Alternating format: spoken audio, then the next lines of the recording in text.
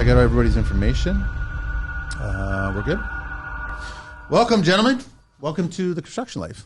Thanks for having us. This is our first HVAC roundtable, and you're responsible for this, Tyler. Yep. That's right. Yeah, you're the one who introduced me to Marcio and Redmond, and then all of a sudden I just met you, gentlemen, and you seem like okay guys. Yep.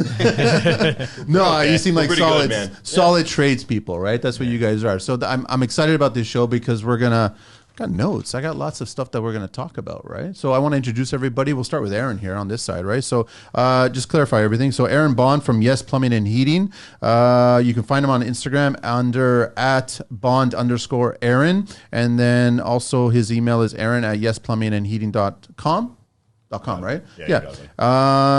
And then you want to talk a little bit about the other thing that you were mentioning off mic before? Or? No, that's fine. We can chat about that a little bit. No, we can run a nonprofit organization called Trades Mentors just to help better the skilled trades, which I think we need. Yeah, to be very honest. Yeah, I think there's a lot of them out there, though.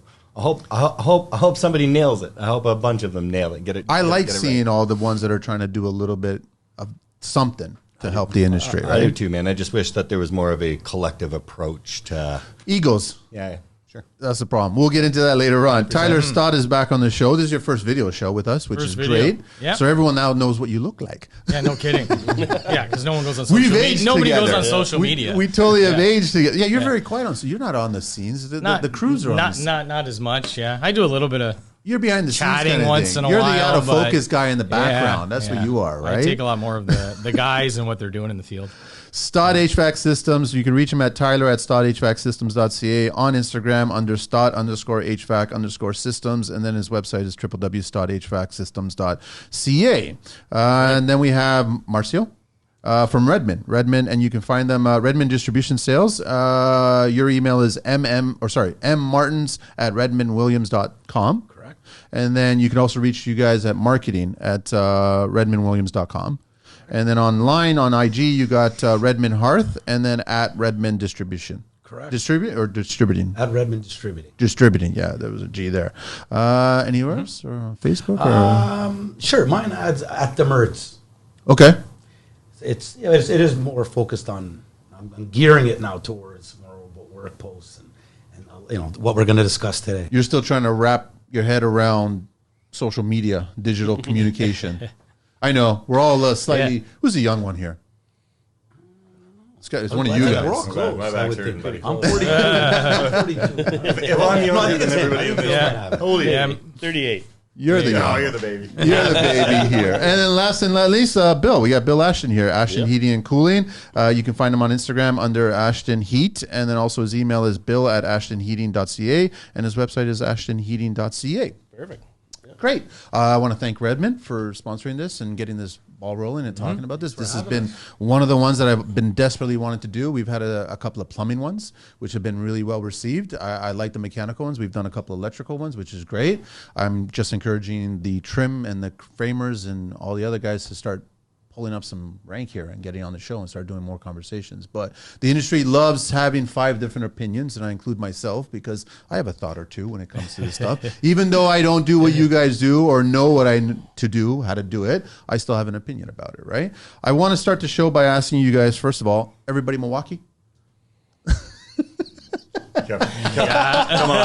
Yeah. Is there another option? That's what I'm saying. I don't think in my lifetime I'll ever see an HVAC person without a red tool in their hand. Not a real one. We got a lot of red. Not a real one.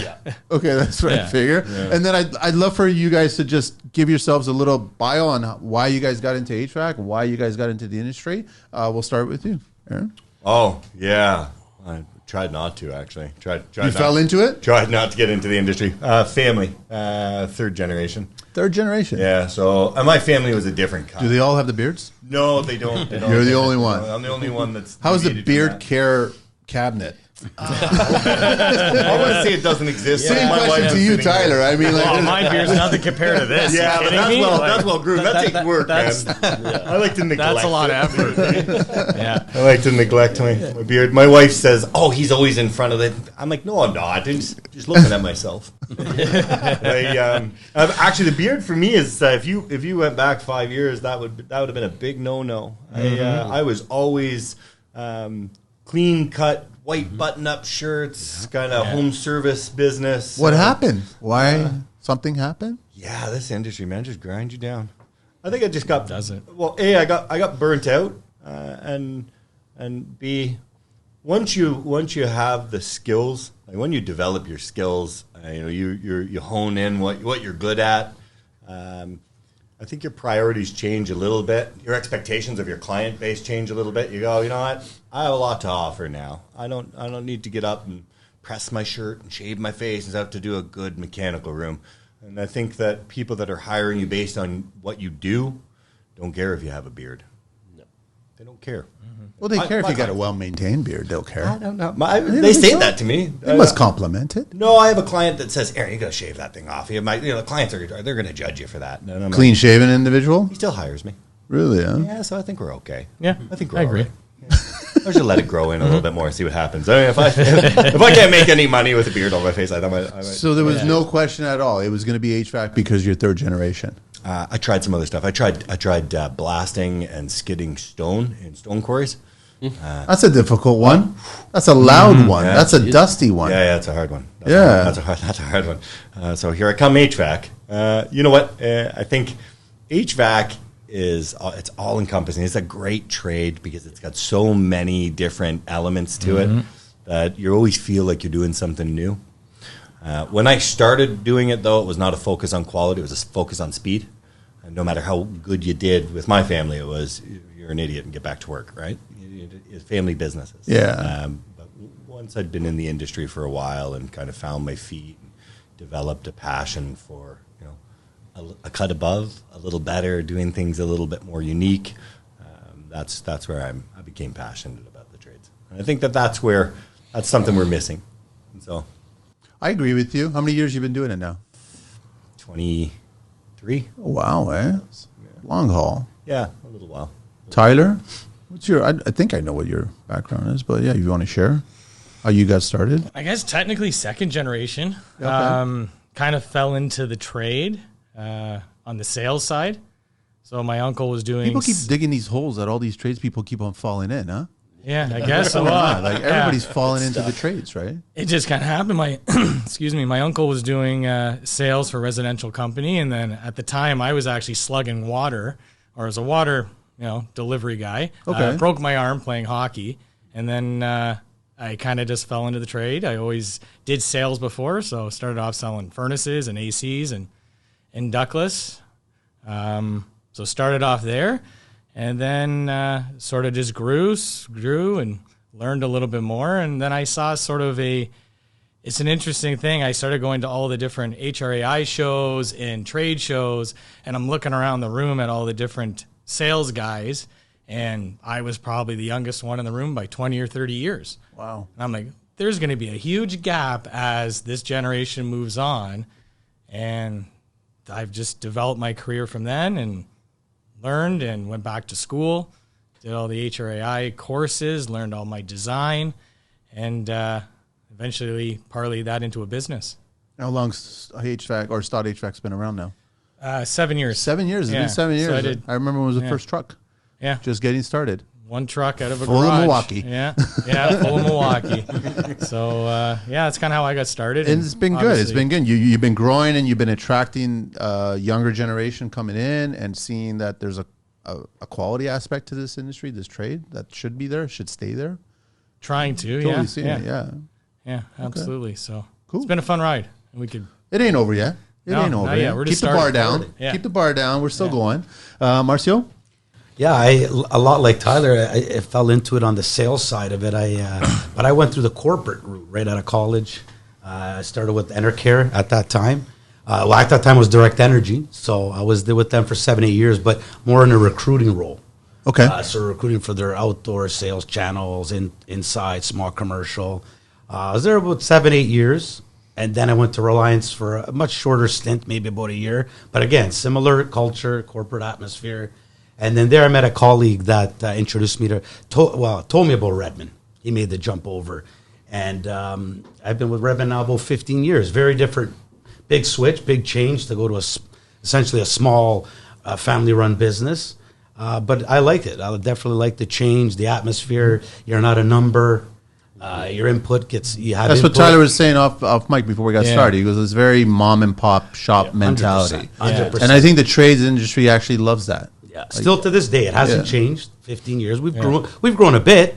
We're still not no big player or anything, but we're a good sized company. But the mentality is still there. Just they're family run and a different kind of culture. Again, where you're not a number, so we listen to people's ideas. We listen. We have input. I have input. So it's been rewarding in that sense. And 15 years have gone by pretty quick. I think it's big within the trade community in scope of things, right? And I've been fortunate to work with gentlemen like these 3 gentlemen are here today. I've worked with all 3 of them. So nice. It's been very rewarding for sure. And Bill? So I got into the trade pretty young. I was 16 when I started. I originally was going to be a plumber. And then 3 weeks into my plumbing, I got stuck with an HVAC guy, and I lasted a week, and that was it. I knew exactly what I wanted to do. 3 weeks into the plumbing, huh? Yep. Yeah. They had me chipping up floor drains, and I was like, all right, I don't really like this. So they stuck me with an HVAC guy, and a couple rooftops later, and that was it. I knew exactly what I wanted to do. My old man was a drywaller, and I knew I didn't want to do that. So it's pretty good. And, I've been doing this since, 16, 17 years old. 20 some odd years now? 22 years now. Wow, okay. Yeah, I've had my company now since 2006. And it's been pretty good. We don't try and really grow, try and stay pretty small, and that way we can focus more on our customers, and that's about it. And I still love this trade. So what's the labor pool like, guys, for you? Like, I mean, you see them coming in, so obviously you're seeing younger guys that are no gray hairs, and then you guys are actually front lines dealing with the labor pool, right? Like, I mean, don't hold back. I mean, that's a trap question. He's setting us up on this one. I have a sense of what it's like. Yeah. But how is it? Are the younger trades thinking they have just as much knowledge as you guys as they roll in? I don't think they care. No. Really? I don't think they care to have as much knowledge as we have. Yeah. They don't care. Why would I they agree. though? Why would they? But are they not thinking, I'm going to run a business myself one day, or I'm going to probably take over this business? No. Really? No. Usually doesn't start that way. No. It's a never had paycheck? one of my guys. Yeah, It's a paycheck. It's a job. That's a paycheck. It's an hourly rate. What Usually I can a make temporary for one. this week? It is- Really? yeah. Usually a temporary one. Don't see a lot of motivation in young people. Again, though, as we sit at this table, we're about to bash some young people and their work ethic and stuff. I want the takeaway at the end of it to be, where do we fit into accountability of that? Of course. Yeah, absolutely. We're responsible for that too as well. 100% we are. You can't just dismiss the younger generation and just say that 100%. there's no value there. Yeah. But you got to just guide them a certain way. I think it was easier back in the day to guide the younger generation to get to where they wanted to learn the skill set. Is that not the case? It is. Yeah, for sure. But today you got a lot of competition. Yeah. Everybody, like you were saying off mic before we got started, is like everybody wants to be an HVAC celebrity. Everyone wants to run a More, podcast, right? Yeah, exactly. It's hard to do the work. Everybody's sitting behind the mic these days. And that's the problem, man, is that in contrast, why would you go and work a grueling job when you can be a YouTuber? Yeah. When you can be a graphic design artist, when you can be a real estate agent. And social media glorifies those things. The short attention span that we have, we want instant gratification, and the trades is not instant gratification for a long time. No, but when you guys come in and do your scope, whether I take it from a brand new build, a new project, and you guys get in there clean slate, and I see everything unfold with the crew, with the machinery, with the gear and everything like that, I think it's, and still to this day, art.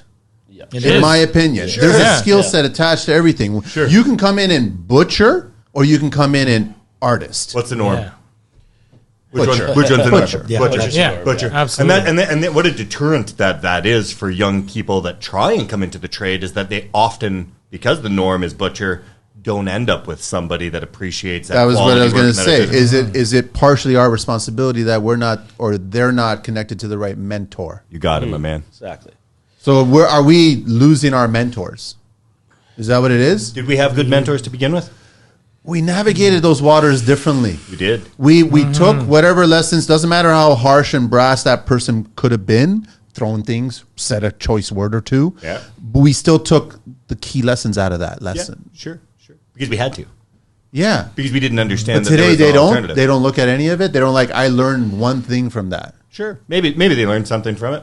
But while they were learning that one thing that took a long time to learn, they learned 50 things on social media about a different career path that they could have that was sold to them properly. We're misrepresenting the trades right out of the gate, so the people that are coming into the trades have an unrealistic expectation. You're going to make $100,000. You're going to have a great career. You're going to have. Is that reality? That's spoken a lot. Yeah, it's not the reality. The reality is you're going to come in. You're going to do the work. You're going to be mistreated by a lot of tradespeople that are already in the trades that have not been trained how to properly mentor, that have not been trained under the right circumstances, and they're going to perpetuate these cultural and systemic issues that we have in the industry. And this new generation is going to just go and do something else. And can we blame them for that? No, man. No, we can't. Right? We can't. All we can do is take responsibility and solve the problems that we've perpetuated from generations before us that did a really shitty job of teaching us. And yeah, we stuck it out. Woohoo. Does that make us better or worse? No. So, Marcio, when you see them come in and they're young players, how are they presenting themselves? Well, there's a variety. I mean, half of it, a lot of it is some guys that they're working for an organization. Yeah. They've learned a little bit and then they try to do it on their own. So you have that. And, and it's majority of that. You do have some that come in fresh and like Aaron is alluding to, we're just I'm gonna be a rock, come out the gate, I'm gonna conquer this, and so you kind of you got to dial down those expectations and just see the long term approach, and so a lot of those it changes rapidly, quickly. So I see more success with the guys that have been in the that kind of have a little bit more of understanding what to expect, and at the end of the day, a lot of my role I try to be a consultant, not necessarily just a sales rep here. Buy this is my product. It's great that you're advising them, try share to them consult knowledge about how to start, building it from ground zero and up. Because I've seen the guys that have been successful. A lot of the guys that deal with start from their house, from their garage. A lot of them, probably predominantly. Yeah, that was me. And it's rewarding to see them start from there and grow into the organizations that these guys have as well. And so I've seen that. I try to foster that into the newer guys coming in. Some listen, some don't. And that's, at the end of the day, that's all you can do is, I try to just use positive examples from the past, guys that have had success and why. That's the best way to teach anybody. You don't want to teach them a lesson. You want to just teach them pieces of what you experienced and how you handled it. That's it. Yeah. And then they can take it away and figure out and apply it to their situation, right? 2 questions for you guys. At what point do the new generation think they're ready to go on their own? And at what point did you guys feel you guys were ready to go on your own? That number is different, right? Yeah. Like, is it 2 times different, 3 times different? Are they thinking 1 year, I'm ready to rock and roll? But you guys know you were not ready at 1 year to go rock and roll, right? You guys needed more experience, right? It's like, for example, this past year. Here, let me use that as an example. When there's things like an aggressive rebate-funded program through the government. Oh, you're getting ahead of me. Heat pump. You're getting ahead of me, when man. there's something like that on the table, it looks easier.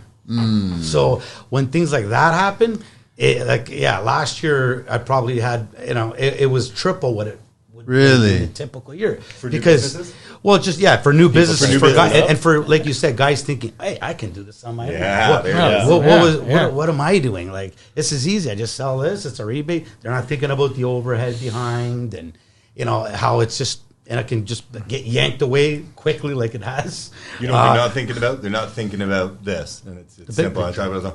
You don't know what you don't know. Of course, yeah, and that's the simple fact. That's why so many businesses in the plumbing and HVAC industry fail. In our market, 56% of plumbing and HVAC businesses fail in the first 5 years. 78 in the first 10 years. Wow. Astronomical numbers. Those aren't passing grades. Are you guys the worst out of the bunch? Or are there other trades that are worse? I'd say that we're pretty bad. We're up there. I don't really monitor the other thing. What I would say is that skilled trades across the board, and maybe HVAC is higher because of our cost of equipment. I think our equipment costs and how many different components there are and how hard that is to calculate. And if you don't possess the business fundamentals, if you don't understand markup versus margin, if you don't understand tax, if you don't have good business competencies, you're about ready to fail. And look at our education system. it sends people that are not good academically right to the skilled trades to go out there and fail too. But that's No requirements.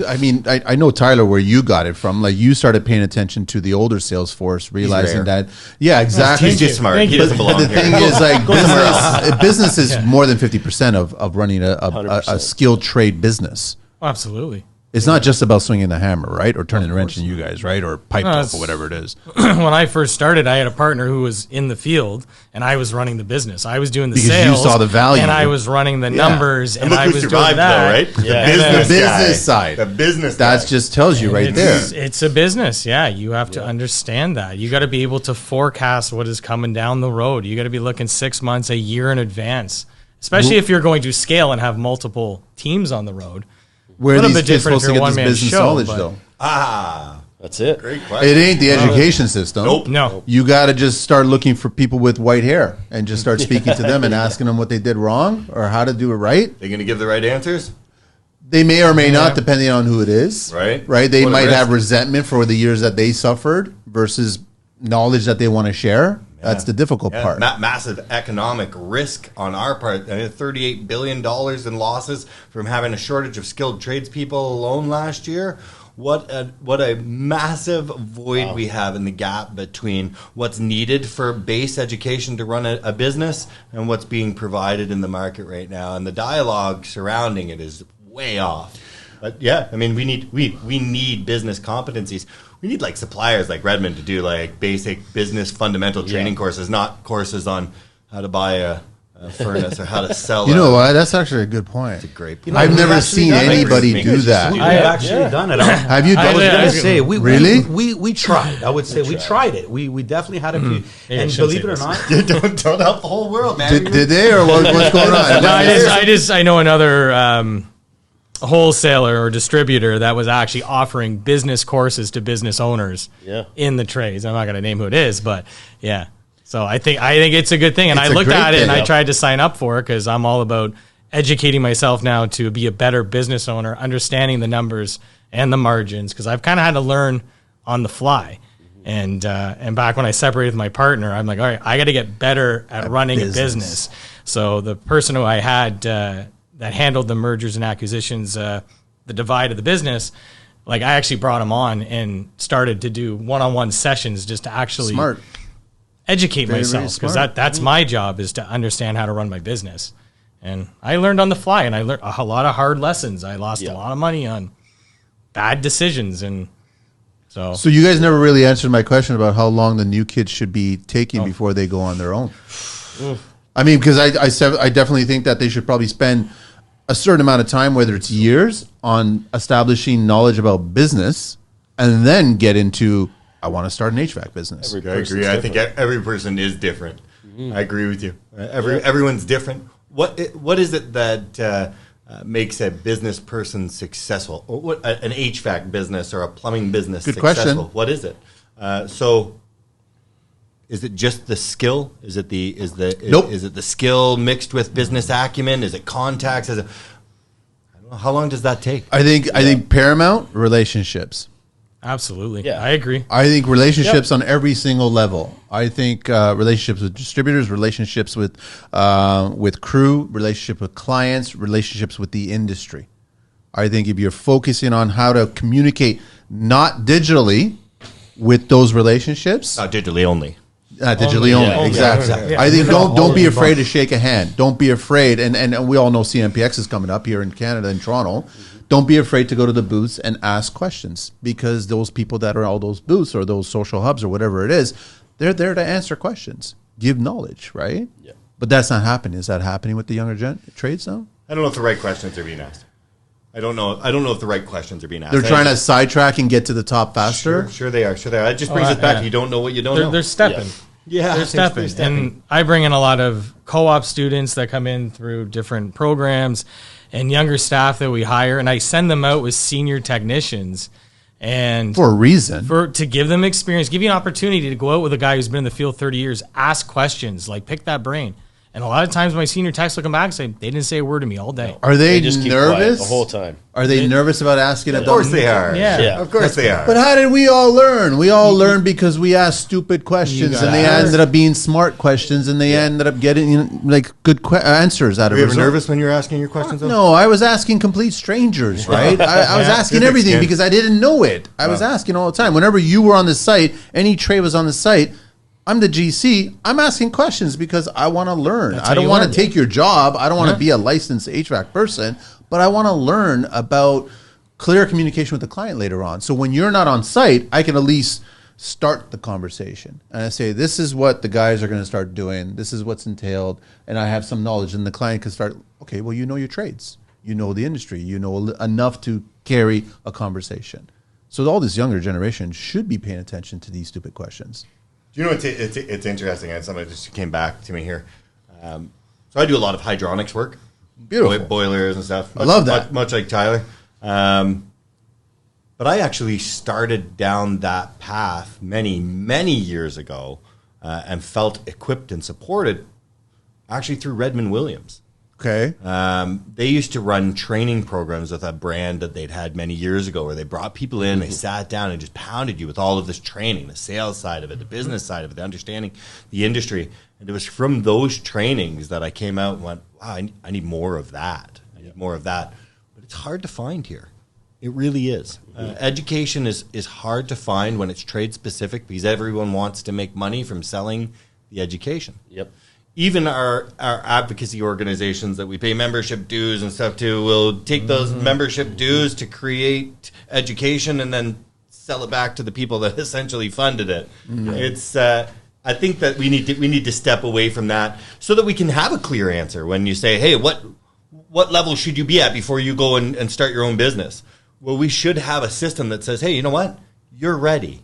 You possess the skills to go out and start your own business. You've got a business kind of acumen certificate. You have your trade certificates. You have in-depth knowledge and understanding of managing other people and being a good mentor. There you go. There's your package. So, yeah, there's a definitely pointing out. I think every young kid should get a "you're ready" from like 3 or 4 different HVAC people and a distributor. Ask them, am I ready? I don't think that young person should be the one telling themselves, I'm ready to do this. I think it should be somebody else that sees something in that person and like, you're ready to do this now. But that's going to take some time. But they're not going to wait for you guys to answer that question, right? Or express that thought. No, we just tell them no anyway. Stay right there. Stay right there. I had one guy that actually did that he worked with me for 5 years, and then he wanted to go out on his own. And that happened. Well, you know him. And You know JR, who works for me, and he's gone out on his own, and I've continued to support him because I figured I can't stop him from leaving and running his own business. So I might as well go do it. I'll support you. I'll continue to. But you're in his corner, like you're in his corner helping him. If anything comes up, I've this younger mentored generation, him in a way of how to set up his business of running on his own, and he's doing very well. I'm also helping feed his business as well. But he was an incredible installer. He's a great guy. He's honest and loyal, and we've continued to work together. But I wasn't going to get sour over that situation because if I was, then I've just lost a really good guy in the field. Yep. So it's like I might as well help him and be successful so we can continue to work together. But we know that the industry is more about looking at the car crash negative and just like think, oh, he's going to take work away from me and he's going to be my competition tomorrow. And that's not how you should be looking at it. I'd like to get a sense of like your team, your crew. What size of a crew do you got going on? We have about 7 guys. 7 guys, huh? Yeah. Okay. And they range in age. Okay, they range in age and experience?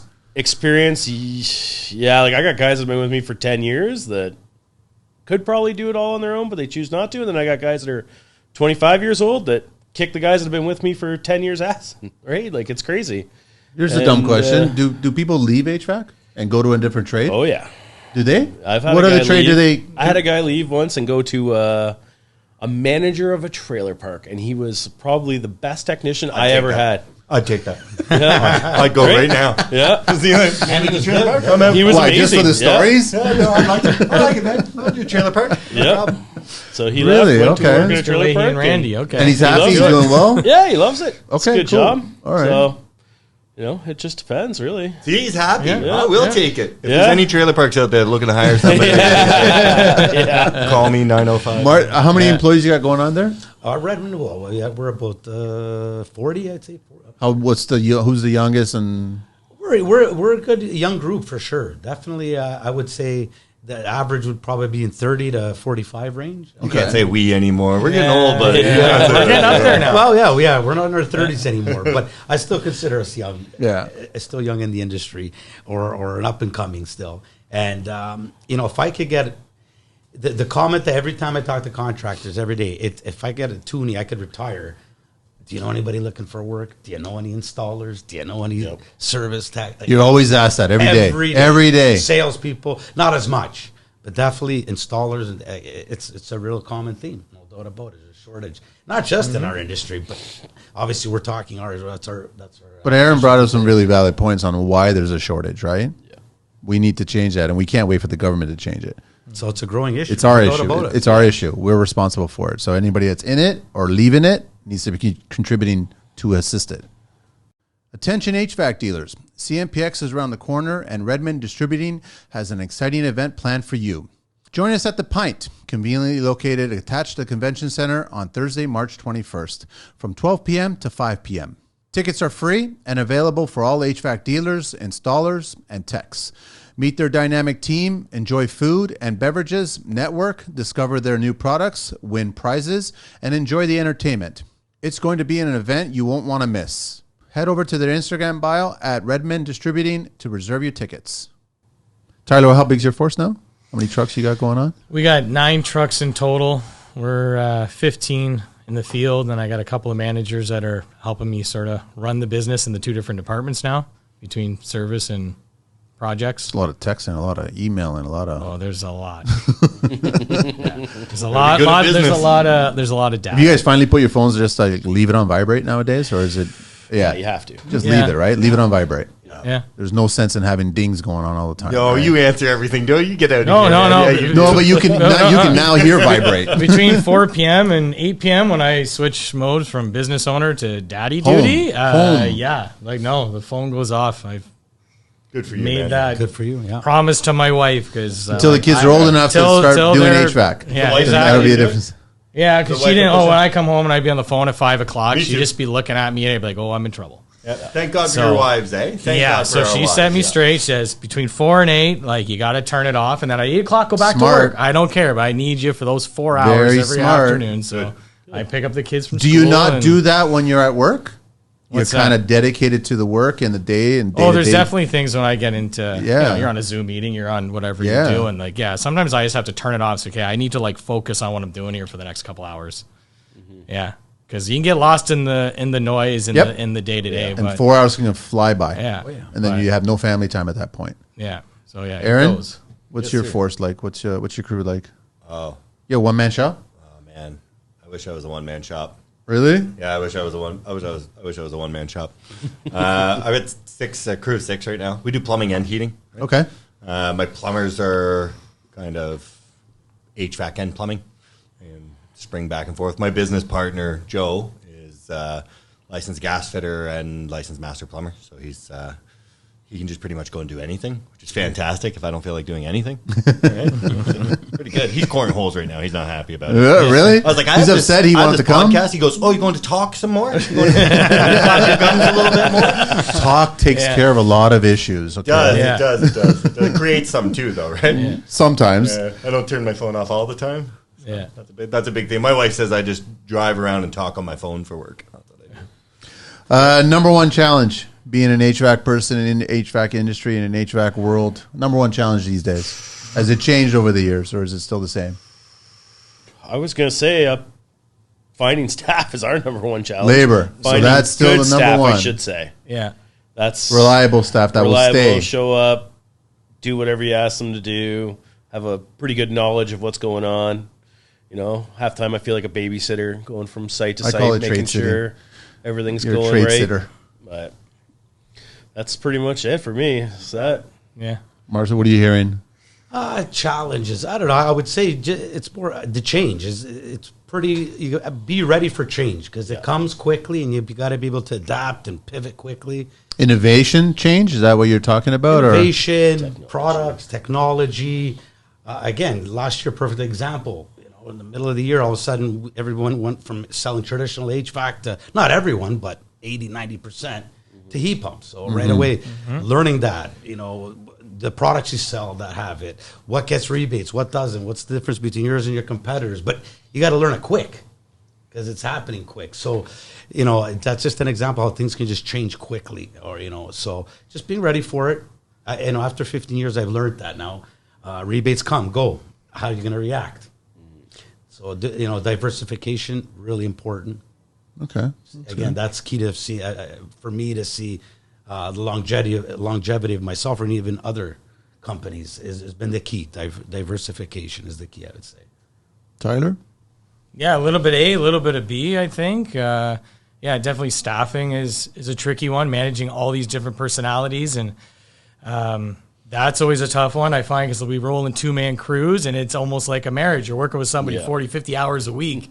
You got to make sure personalities mesh. So that's a tough one, and there's always a little bit of drama that comes with that from time to time. The other one would probably be, at this point in time, is managing finances is tough. Money coming in, collecting, Redmond's still looking for their money every month. Of course. As a business owner, I feel like, especially right now, I'm feeling it. People are wanting you to sharpen their pencil a lot more than before. Suppliers are raising their prices. I got guys in the middle looking for raises, and I'm here it's saying, ever going, eh? Yeah, business owner, last one to get paid, and first one up in the morning, last one to bed. That's what you signed up for. It's a grind, and it's tough. And I don't know if that's what he signed up for originally. No. I get the feeling he was signing up for something else. That's just what he got. Yeah. What about you, Aaron? You're, I guess it's labor, right? I think labor, patience. I think that's a big thing. Everyone's always in a hurry to get a paycheck. You know what? The stress level surrounding the skilled trades is just nothing that I remember experiencing before. Yeah. It's changed so much. The weight on individual technicians and business owners. I think as the guys that were like the head down, get it done, work their butts off, came to terms with the fact that that's their career path and they're not getting out of it. But there's options. Yeah, there's options, man. Yeah. But those guys that were here carrying the bulk of the workload, it's like they're gone. And then it's kind of fallen on my generation. And I don't know if we're just too soft to handle it or we're just fed up dealing with what's coming next. But it's daunting, man. It's daunting. And I feel like that's a good thing, though. I feel like that is going to create a culture of people that are looking to create solutions, pathways to better outcomes. So as much as it sucks in the moment, I feel like we're a creative bunch. We fix things. We build things. We're gonna make something cool. I think. Do you guys think that the ones that do get in and don't stay long, and when I say don't stay long for about a year or so, do they miss the trades when they go off to do something else? Do you get a sense that they? I get the sense that they do. Yeah, we just did a survey on it. Really? Yeah, we just did a survey. So when we started Trades Mentors, we organized it so our board was comprised of 50% of people under the age of 25. Because I wanted their voice. I wanted to really understand. We assume we understand this generation. We have a very biased opinion. Yeah, but I have a young guy that worked for me. I'll say his name, Dale. What's up, Dale? Dale worked for me for a while, and Dale quit. He started at 19, did his apprenticeship with me, and quit. How many years? My business partner, who I was talking to, the plumber and HVAC guy, Dale was with us for a couple of years. We had to flip over to the plumbing side. The plumbing side was hot, 30-degree weather, and we were digging trench in the middle of a field in the sun. We'll handle that. New generation's like, whoa, what did I get myself into? I don't want to do this. Dale's not a big digger, he's not a huge guy. And my business partner looked at him, not a great mentor, and went, I don't think you're cut out for this. Right. So that weighed heavily on him, and he went and found another path. And when he was working at the factory job in the evenings, 6-8 months later, he said, I want to go back to the trades. Sent me an email, away we go. And I had Dale write up a kind of a report on his journey in the trades and things that he found challenging to this point. So yeah, to answer that, I believe that the ones that leave do miss elements of it. Problem is that they often go to school, find another career path. I have another young guy that used to work for me years ago who I treated really poorly. I'm famous for that. Abuse them just like I was abused. Earn your keep kind of stuff, right? Yeah. Then I hire him after you do that. What a nice guy. He really gets this business. Well, you teach him and treat him poorly. Then I'm like, all right, come on board. Let's go. Great over here. Yeah. No, but he went and became a graphic design artist. And now I'm looking to hire him to do graphic design for me, but I don't think that he's ever coming back to the trades. No. But I think deep down they all miss it. I think they miss elements of it, like you said. I think they miss it, and they're probably curious about it. Maybe they come back full circle. You never know later on.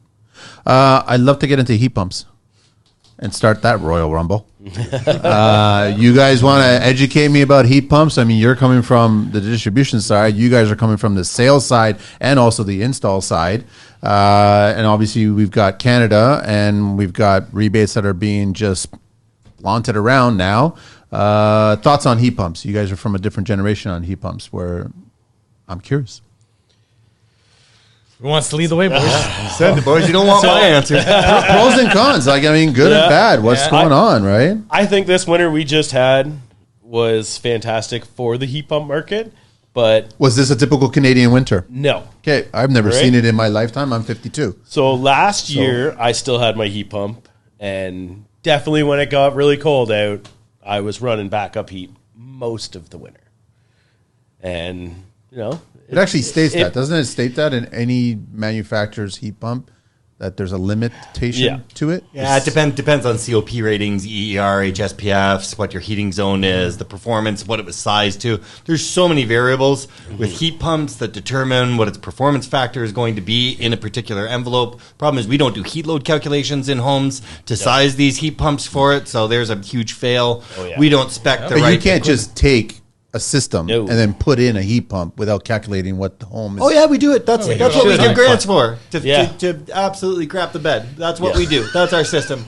We here have some money. I know guys, or maybe I don't know guys, that install heat pumps. Don't even set them up as heat pumps. Run them as air conditioners and get the grants. 100%. And absolutely. I didn't know that. I'd be like, all the time. Yep. Oh. And if they ran it as a heat pump anyway, it probably wouldn't work in that design condition. That was not a house that was designed for a heat pump. The ductwork's not designed for a heat pump to put a sufficient amount of heat out. Look, when you do a geothermal system, you go and you look at the ductwork. Ductwork's huge, right? Because you need a much higher tonnage to cater to the heating load, and you size to the heating load. There's just so many parts that were missed in this. It's from a political movement, and what I hate about the grants and the rebates more than anything, more than the validity. Don't hold back, by the way. Yeah, I'm going to say it. You guys want to say something? Go ahead. I'm waiting for red flags. There's this. We're in a volatile industry already. It's busy, slow. It's busy, slow. Yeah, that's really hard, especially when you're talking about a network of people that are not really good with the business side of things, so they're not forecasting for those flows and busy and slow. So it's tough when the government comes in and goes, we're going to give some grants and stimulate the industry, and we're going to get these spikes, and then what? Everyone that didn't account for that, like right now, when the market stops and the musical chairs are over and they're left standing and there's no seats for them, you want to see some businesses go out of business? Watch what happens over the next 6 months. Yeah, that's what's going to happen. Watch it happen. Well, you got suppliers sitting on product contracts, tons of them stocked. Now it really puts a financial strain on big time. But what's really going to happen when we get a traditional Canadian Toronto minus 20, 30 degree February month? We'll be fine.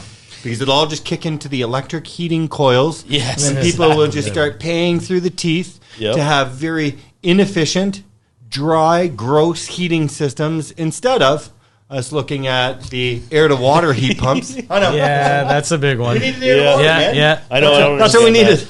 We went the wrong way. Yeah. We'll admit it later, I guess. But why are they being so pushed? Like, why is there such an interest for this? Degasification, my man. Yeah.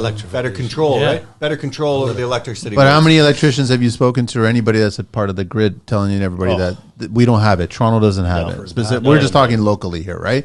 We just do not have it. From a grid perspective? Yeah, from grid. Good. I'm glad. I hope. And we never will, because the costs we associated will. No, we will. to change it. No, we don't need to change the grid. We need to look at thermal and electrical storage. So you can do electrical storage through Tesla battery packs. Generac has an incredible one right now. But you do thermal storage, and this is where everyone's like, "Oh, what's a?" You know, I'll tell you right now, thermal storage is going to be key. So thermal mass storage, you can go to get a what are they called? Phase change battery, where you can capture that energy at night and look at the time of use rates from Hydro One. 2.4 cents at night, 24 cents during the day. What are we thinking? Why are we not using that energy at night to capture the heat, to store that electricity, and then drawing from that? You think everybody moving to electric vehicles, we're not going to use those electric vehicles to feed our grid on micro level at our homes? Of course we are. They're already doing that in BC right now. They're running test pilots for that. Our grid not being sufficient is a good thing. These problems are a good thing because we'll find solutions to it. Yeah. I believe that heat pumps certainly have a place in our market, a great place in our market, just not the way we're doing it. No, not even just close. not the way we're doing it. Or not the way the government's suggesting it should be done? Just here, you guys are going to do what we tell you instead of them consulting with us, saying, what's the best way to do this? How should we approach this? Should we be doing heat load calculations to size the equipment effectively to the home? Nobody's doing that. Nobody's doing that.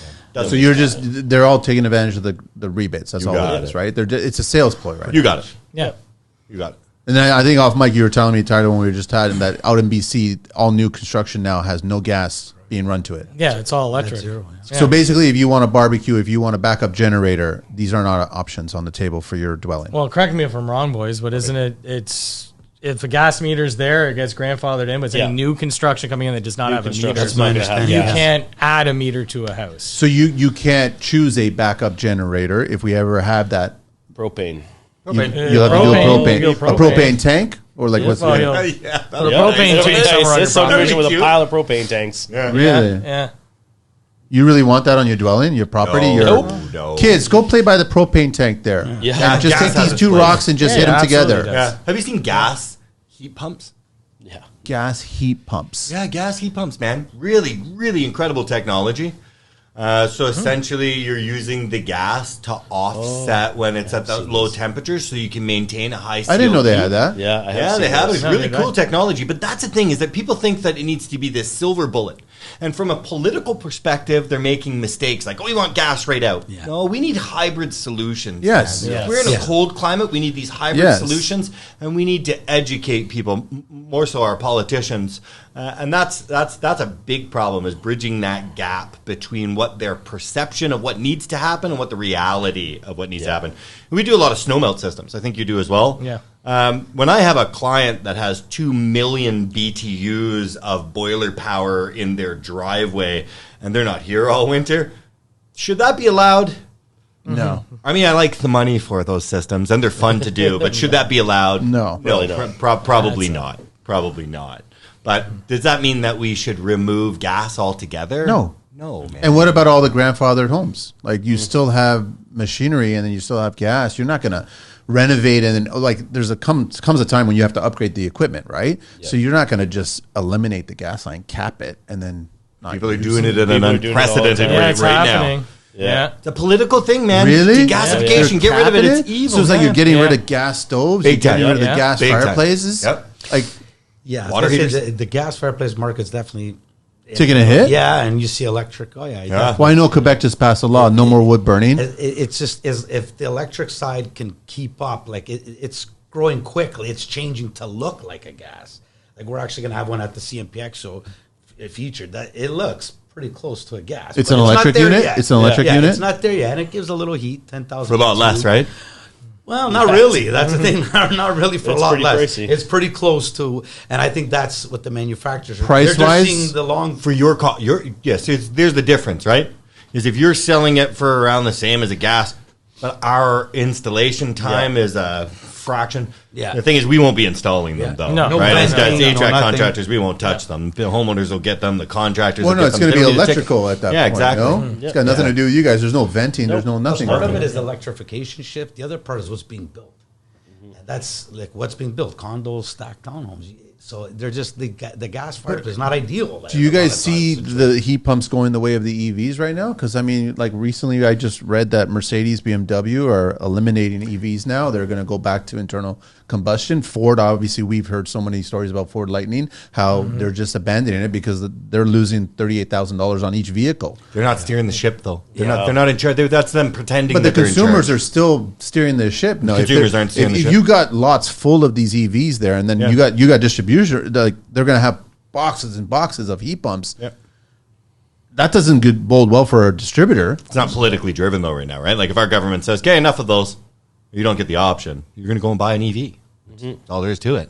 And I'd like to believe that collectively we're in control. But I mean, if we were, our heat pump rebate system wouldn't look the way it does right now. So I don't know. How does the younger generation look at heat pumps these days? Do they look at it differently?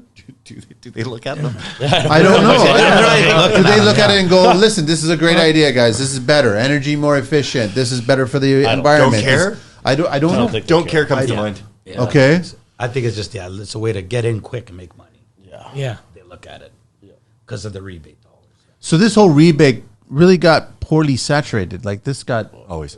Oh, huge. Oh, Just like every huge. program, they always get canceled. Like, Yeah. so once Very it gets early to or abusive abruptly. levels, it just gets canceled. Yeah. Yeah, it always comes abruptly. There's always a 2-3 year timeline. It's never that. Yeah. This was supposed to be 6-7 years. Now there's supposed to be a phase 2 coming. Everybody said that for sure. But what is it going to be? And there's still a lot of More mess. questions. Just A lot leave it of alone. questions. So. Now, okay, I got 4 HVAC guys here in the studio. What is the best system in Canada? In home. How do we design a system? Nobody wants to go in a bag of tricks. Efficiency or comfort? yeah. Well, first of that's all, true. That's I true. think it's comfort. I don't care about efficiency because I think you have to factor in building envelope. So I think you have to make the structure that's only done once, like tight. So then you use a certain kind of system because you're not being wasteful. That contributes to the efficiency. That's my thought process. Am I wrong? I think I get your question. Your question, like, what's the best system from a value perspective, especially if you got some clients that are listening that didn't buy that system? Yeah, I hear you, bro. I don't want to talk about brands or anything like that. I want to talk about, like, we know that you guys have the data on how long people are stuck in their dwellings, how long they keep their windows closed. Some people just don't even open the windows between seasons, right? So you're going right from heating to ACing, right? So it's just like the home needs to be comfortable. That's why I think comfort should be primary. You need to figure out a fair solution for that comfort. Do you?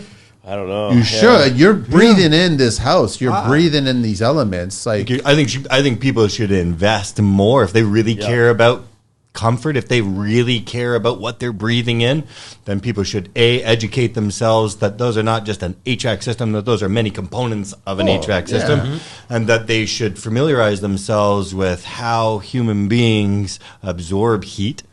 And how to build a good environment and understand that it's not one silver bullet item, that it is a collection, a collaboration of multiple different components that make a hybrid system. So it's hydronic and it's air and it's being able to control that air, and that air changes per hour, and the ERVs, and it's a complex system. But when you put it up against the options, what's the value system? The value system is a furnace and an air conditioner for. Whatever, call it a 3,000 square foot house or whatever. Call it like what you ductwork and everything. Our homeowners more about fixated on tech, where it's like, I got my Ecobee, I'm good. Yep. I'm up to date. Ecobee, I'm up to date now. Yeah. I'm totally tech savvy. I'm all legit. I can control it. Look at this. It's reading 1 degree from upstairs to downstairs. This is all good. I'm great. What is it in Durham? Like, what does it look like in Durham?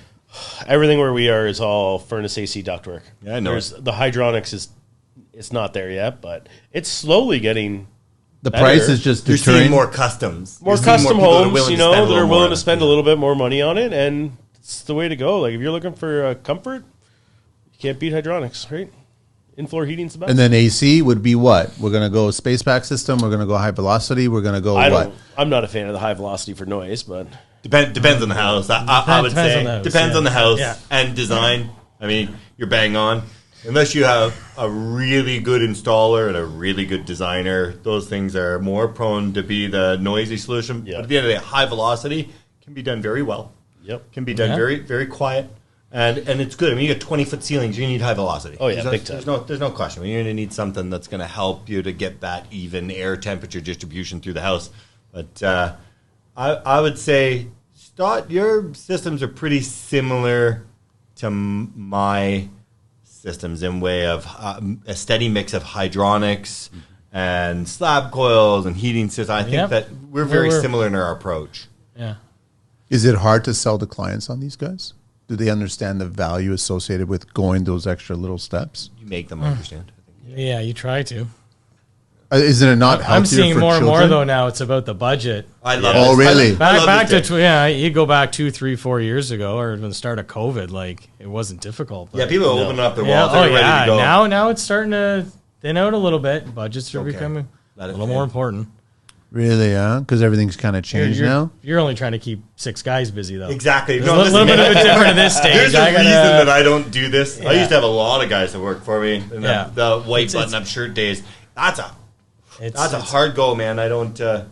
My hat's off to you. I know how hard it is for both of you it's guys a to machine. run crews like Yeah. that. It's a lot of work. It is a lot of work. Distribution-wise, Marcio, like, what are you seeing product-wise going out there? You know, again, what's being built, like that middle class, that 2,000 or 3,000 square foot home isn't being built anymore. What is like subdivision building code OBC? What is it standard? Little stock townhouses, 1,500, 2,000 square foot homes, or custom, right? Or large custom homes.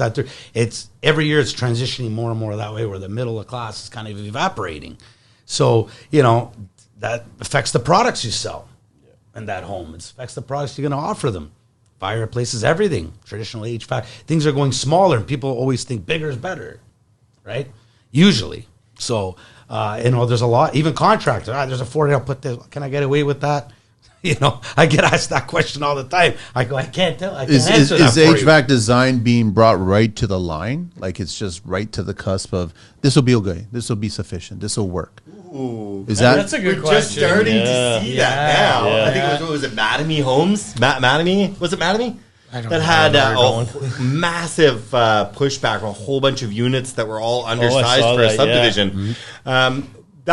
We've not typically seen that because the heat load calculations have usually been way over what the actuals Grace. are. There's a lot. There's been a lot of grace. There Yeah. are sloppy heat load calculations that leaves equipment oversized and cycling too much. And I think that that's been such a hot topic over the last 10 years, 5 years more so, that now engineers are pushing the limits of, how do we really match the heat loss from what it is? And then it goes to production home, and they realize, well, the house wasn't built as well as it is in those drawings. Yeah. And we have a greater heat loss because these houses are being pumped out.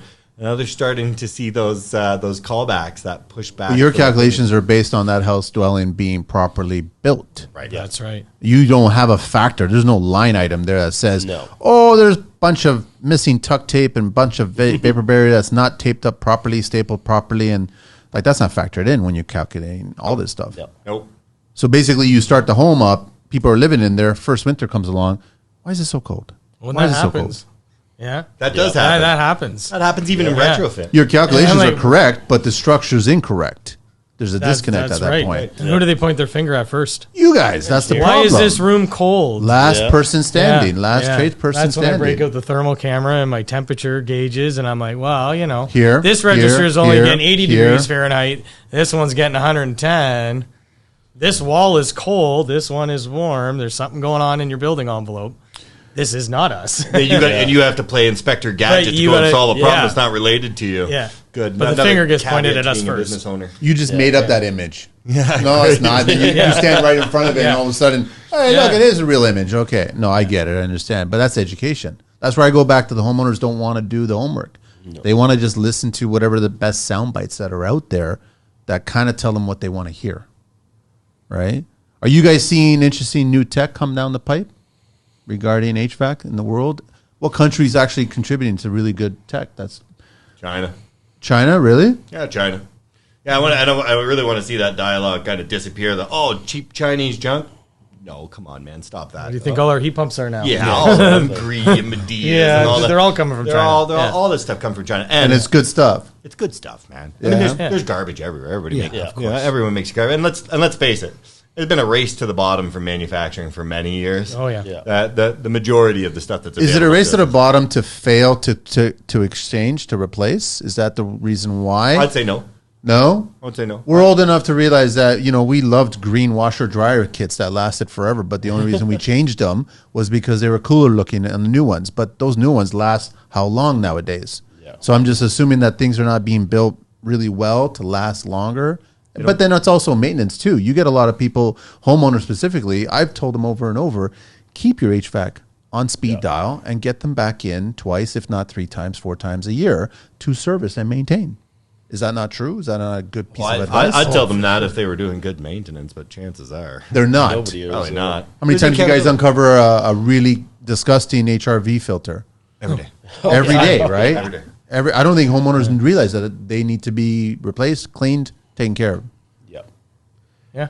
Unless they're signed up on our preventive maintenance plan at StottHVACSystems. Hey man, those guys nail it over there. Yeah. They do my service. But other tech, is there anything like I'm trying to figure out? Is Europe doing, or like I don't know where the good products are coming down the pipe? Like what's efficiencies, or I don't know. This podcast is brought to you by Redmond Distributing, a proud family-owned and operated HVAC supplier, serving Ontario for the past 22 years. With warehouses conveniently located in both Mississauga and Ottawa, they specialize in providing premium HVAC and hearth equipment across the region. Redmond Distributing is committed to supporting HVAC businesses with their dedicated customer service, reliable warranties, free training sessions in their operational facility, inventory management, and free delivery to most locations in Southern Ontario. For a partnership with true HVAC equipment specialists, choose Redmond Distributing. Explore more at www.redmonddistributing.com. I think the whole world is just confused as to where things are going to land. Yeah. I hear that there's some cool stuff coming, but nobody will tell us about it. Like you go to the big show, I did the AHR in Chicago a month or so ago, and everybody's got something cool to talk about, but not actually talk about it. Like it's all, oh no, we got something really cool coming in the pipeline, but I can't let you know about it right now. Yeah. I'm like, No, we'll hear about that next month. Well, just sign this NDA and tell me, man. I won't 100%, share it. man. I don't understand. Let us know. I went to that show looking for air to water heat pumps, and I thought everyone was going to have them.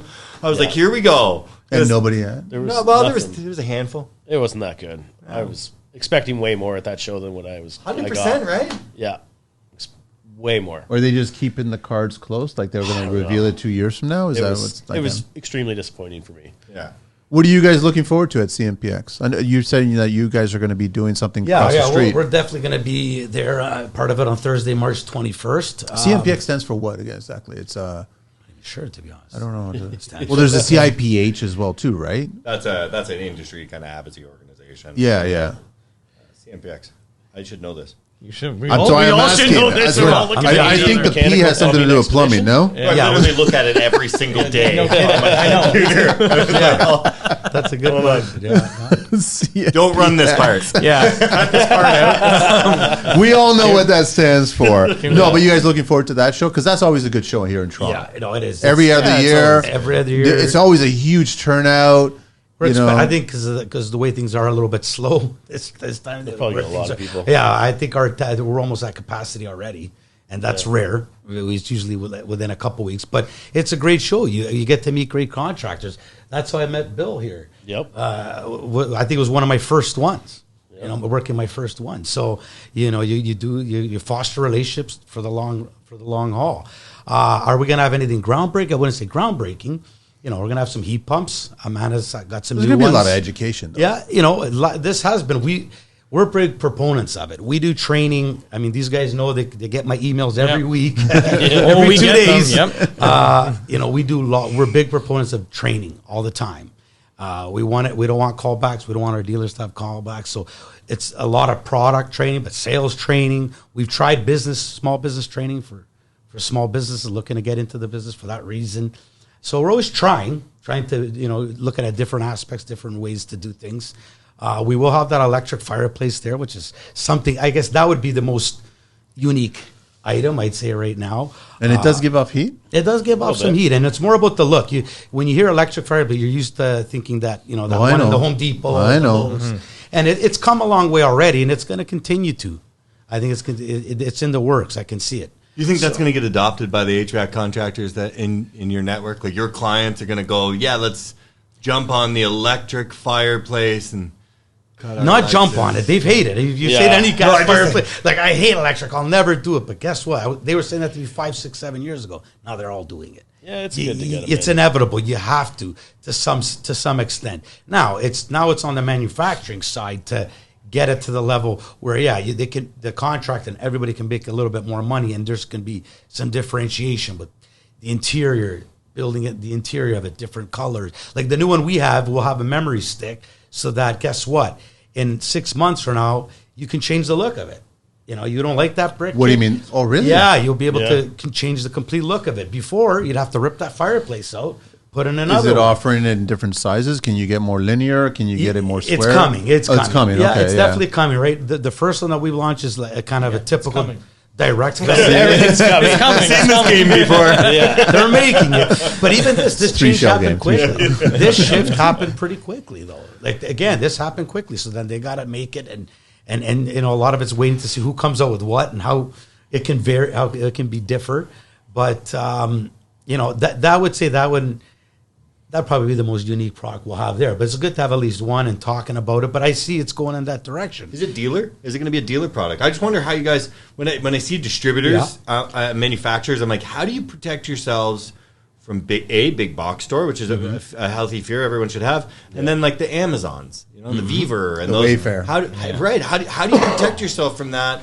If not loyalty amongst contractors, and it can't be. I go back to communication and relationships. Yeah, my man. There's such a disconnect with those services. If something goes wrong, if the product arrives incorrectly, damaged or whatever, who's going to take accountability on that?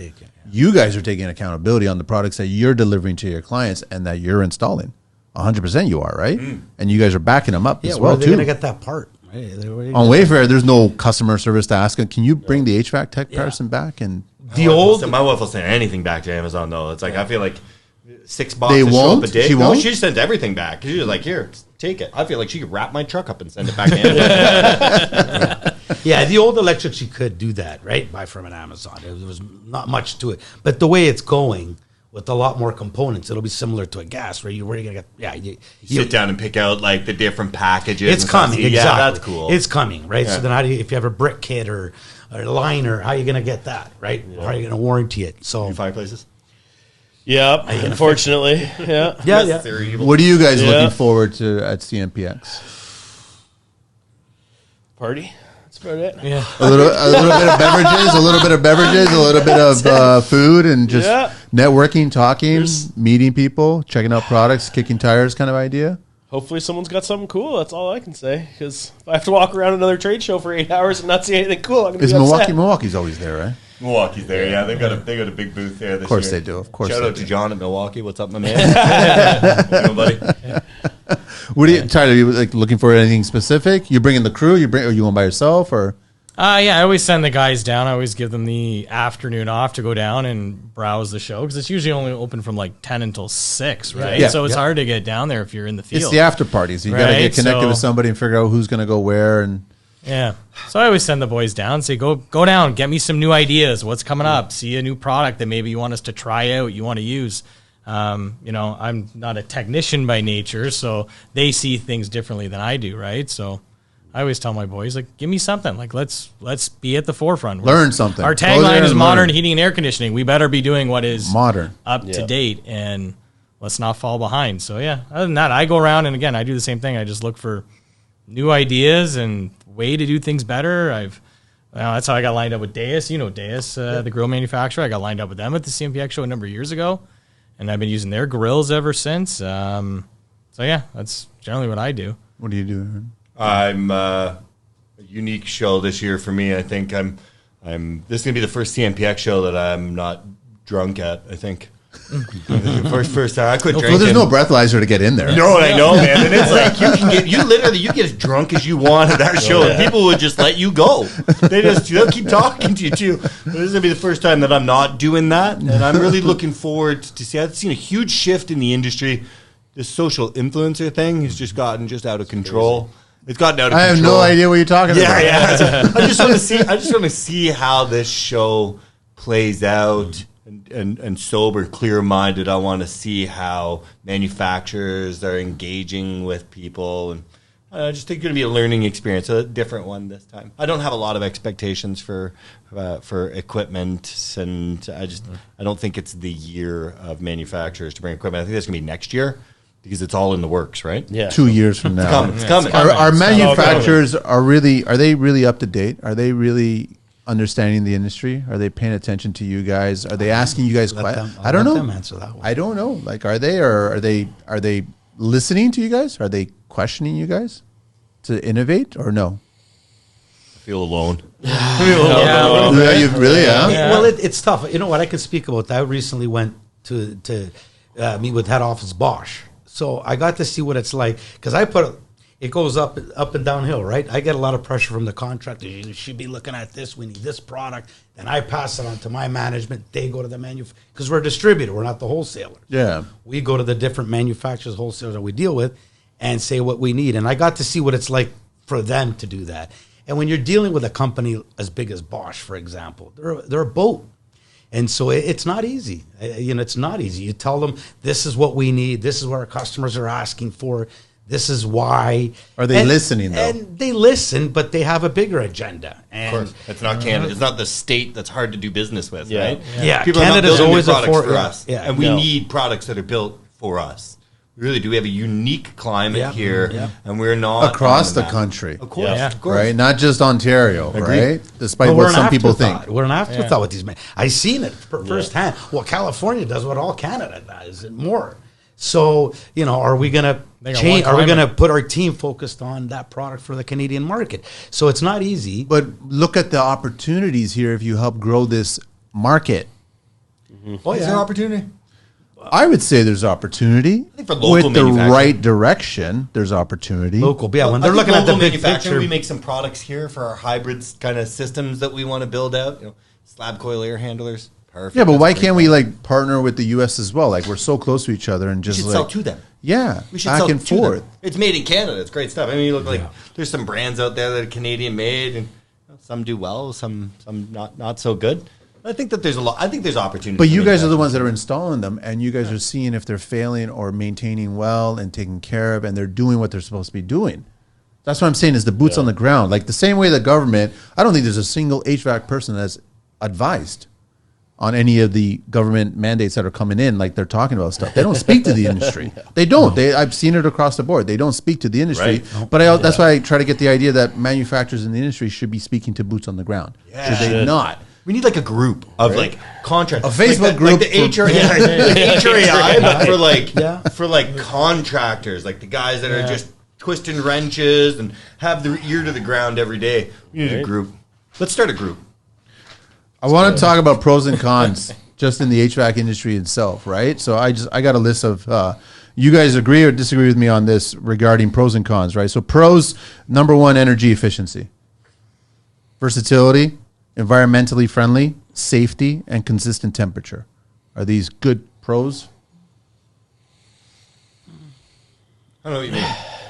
Yeah. I don't know what you mean. No, Am I like- the only one that doesn't know? pros to who? No, Zach? I'm a little confused. To the HVAC industry in general, like when customers are looking at products, when you guys are looking at products, is the energy efficiency being the first thing that's discussed? It's one of the. It comes up. Becoming an increasing Is it followed by component. environmentally friendly? Is it followed by that? Is it the safety of these products? Because we are talking about whether it's heat pumps or gas appliances, right? So there's always that safety stuff. But we also have 3-in-1 smoke alarms and carbon and gas detector. Yeah. So we've that's. I'm just trying to figure out. Or on the con side, is it the cost? Is that the motivating factor? Right? Is it climate dependency? Is it the noise? Is it maintenance schedules? Like I think those all come into certain Yeah, applications. for sure. Everybody's needs are different. 100%. Yeah. But definitely there's been a huge shift over the last few years to degasification, the efficiency or perceived efficiency. Some people think, I'm gonna make this jump away from gas to heat pumps. I'm gonna save a lot of money. There's a lot of contractors sell it as that.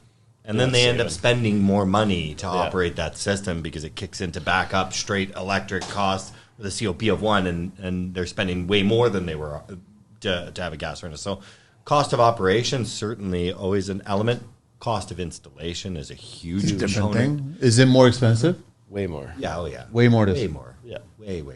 So you guys are being truthful to the clients and telling them that, okay, fine, you want to use this product, it's going to cost more.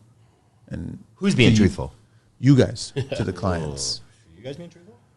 You have to be truthful. No, you're not sharing this. Well, it's going to information? cost more. Or they're already dictating you. They're like, listen, we're going. Here's the product list. I got it all online. Google. This is what we're supposed to install. You guys, what's the price to install it? Is that what, here's the problem, though. You can't say with a heat pump just walking in the way we sell them that you're going to save money or it's going to cost more money. So because that's not a true. Know. It's all based on weather. We don't know, man. It's not even the weather. It's how is this particular component going to perform in this application if I don't have any of the depth, if I don't have heat load calculations, if I can't run calculations for gigajoules on your home for usage gas versus electric heat pump at these set temperatures. I don't know. At different rates, at different times. Yeah. But there's a lot of contractors out there telling clients, like I run into all the save, time, save. This is going to run to minus fortune. 25. Your furnace is never going to turn on. And I have to re-educate the homeowners, like, well, no, that's not how this works. Yeah. Like, you'll find probably a switchover. I don't know about you guys. Depending on every product is different.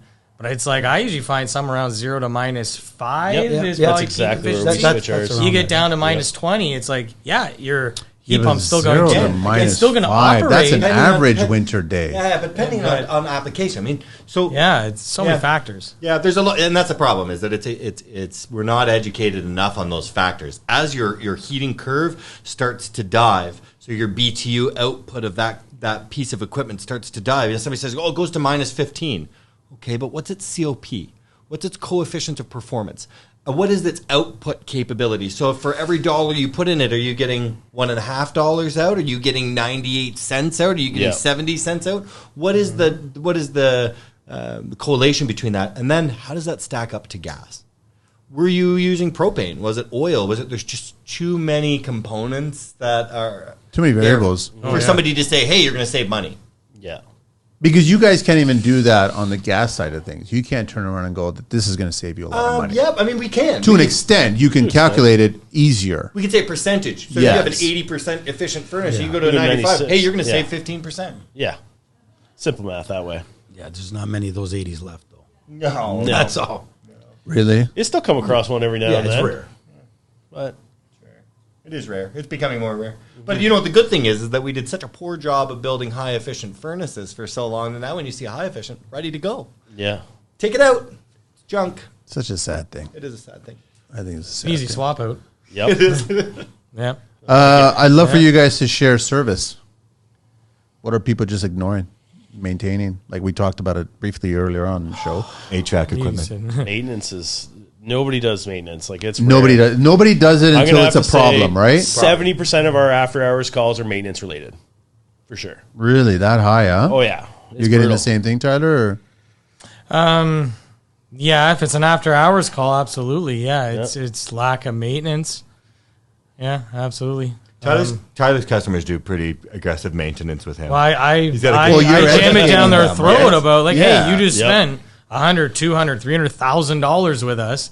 Like, you take your car to get an oil change done. Like, why are we not servicing your equipment? This should be done minimum. Well, see, Put that's context to that 300,000 so that people Yeah, still yeah. call you. Just Yeah, yeah. very large home. It depends on the home, obviously. how many square But feet, even, how many wings in the house. Yeah, you know. even our smaller custom builds that we do that have one system, but it's still like, yeah, they should be checked out every spring, every fall. Let's do the switchover, change your filters. Let me take that off your plate. What else should they be doing? What are they missing all the time other than HRV, ERV filters? All like, what are they? They're just oblivious to it. Every component. I think that if it's somebody you're out doing service, you've done enough service. You pretend to not be the tech, but I know you, bro. I can't count how many times I'll go into a house that's had service done. Here, I'll give you a perfect example. I have this house right now. It's got 9 air handlers and an 800,000 BTU boiler, and that's just everything under the sun under this place. And they say they've had maintenance done twice a year from the same company that install it every year, and I go in and it's like all the fan motors are failing because the fan blades are caked up with dirt and it's just so neglected. People buy maintenance, and what happens instead from the majority of people in this industry, they come out and change your filter. dust Yeah. the outside of the That's cabinet right. off. That's and not run ma- for the- that's not maintenance. That's not maintenance, man. But who sets the standard? What's maintenance? You let me set the standard, and then I pay somebody piecework to run in there and do the job, and they get the same whether they do a good job or a bad job, and I set the pace, and you just pay me. What do you think is going to happen? We have a problem here. I think homeowners, most valuable thing that they can do is look for proof of maintenance. Where's the report of the things that you've checked, and hold their contractors accountable? Why not? Simple as that, right? Yeah, man. And that's what you guys are offering, right? You're educating the client that this is what we took care of. This is what we found. This is what we did. 100%. This is what you need to possibly consider in the next little while. Yeah. And find stuff as a contractor. You want to find it. I mean, homeowners, some they act like they don't want you to find something. Better I find it now than a Sunday evening when it's 30 everything below, shuts man. down. Yeah, and then you get an emergency call at that point, right? Find it. And you know what? The maintenance, even for the contractor side, on the business side, for that, it's crucial. It's because what do you do right now when it's like this? Right. This is when you do your service. So I've seen the guys that have survived. That's an important part of their business. They have it incorporated. The guys that don't struggle. I've seen that. So that's apparent. So it's important for obviously the homeowner on their side of things. But it's also important for the contractors. So it's good that Tyler's like jamming. I want to say jam it down people's throat, but I know some guys they'll say you won't get warranty if you don't. I have guys that say that. It should get warranty. You'll We don't give you'll warranty get parts. if you don't get your and maintenance you won't done. get No nothing way. I'm else. not fixing it for free. Not a chance.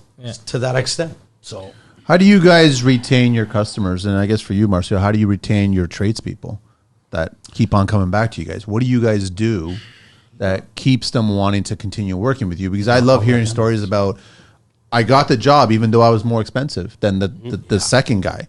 There's a reason why. There has to be something that person did that was. Make sure your customer trusts you. They trust you, they'll spend whatever. Don't sell them a bag of crap. Like just be focus honest with on them. yeah. Unless they'll buy it, in which case. That's making money from crap. Yeah. Suckers. Yeah, man. You want them to trust you. You don't want to have any animosity between you. You want to make sure that when you walk in, doesn't matter what you give them, they're going to know you're giving them the best deal you can. You look at the trades the same way? for sure, relationships really important. I mean, I'm not looking to do a one-time sale with these guys. We're looking to do long-term business. So you got to look at the long-term aspect of things and cross-selling. That's important. That helps that we have a diverse portfolio. We're not in just one aspect. Hearth, hydronics, not so much, but HVAC.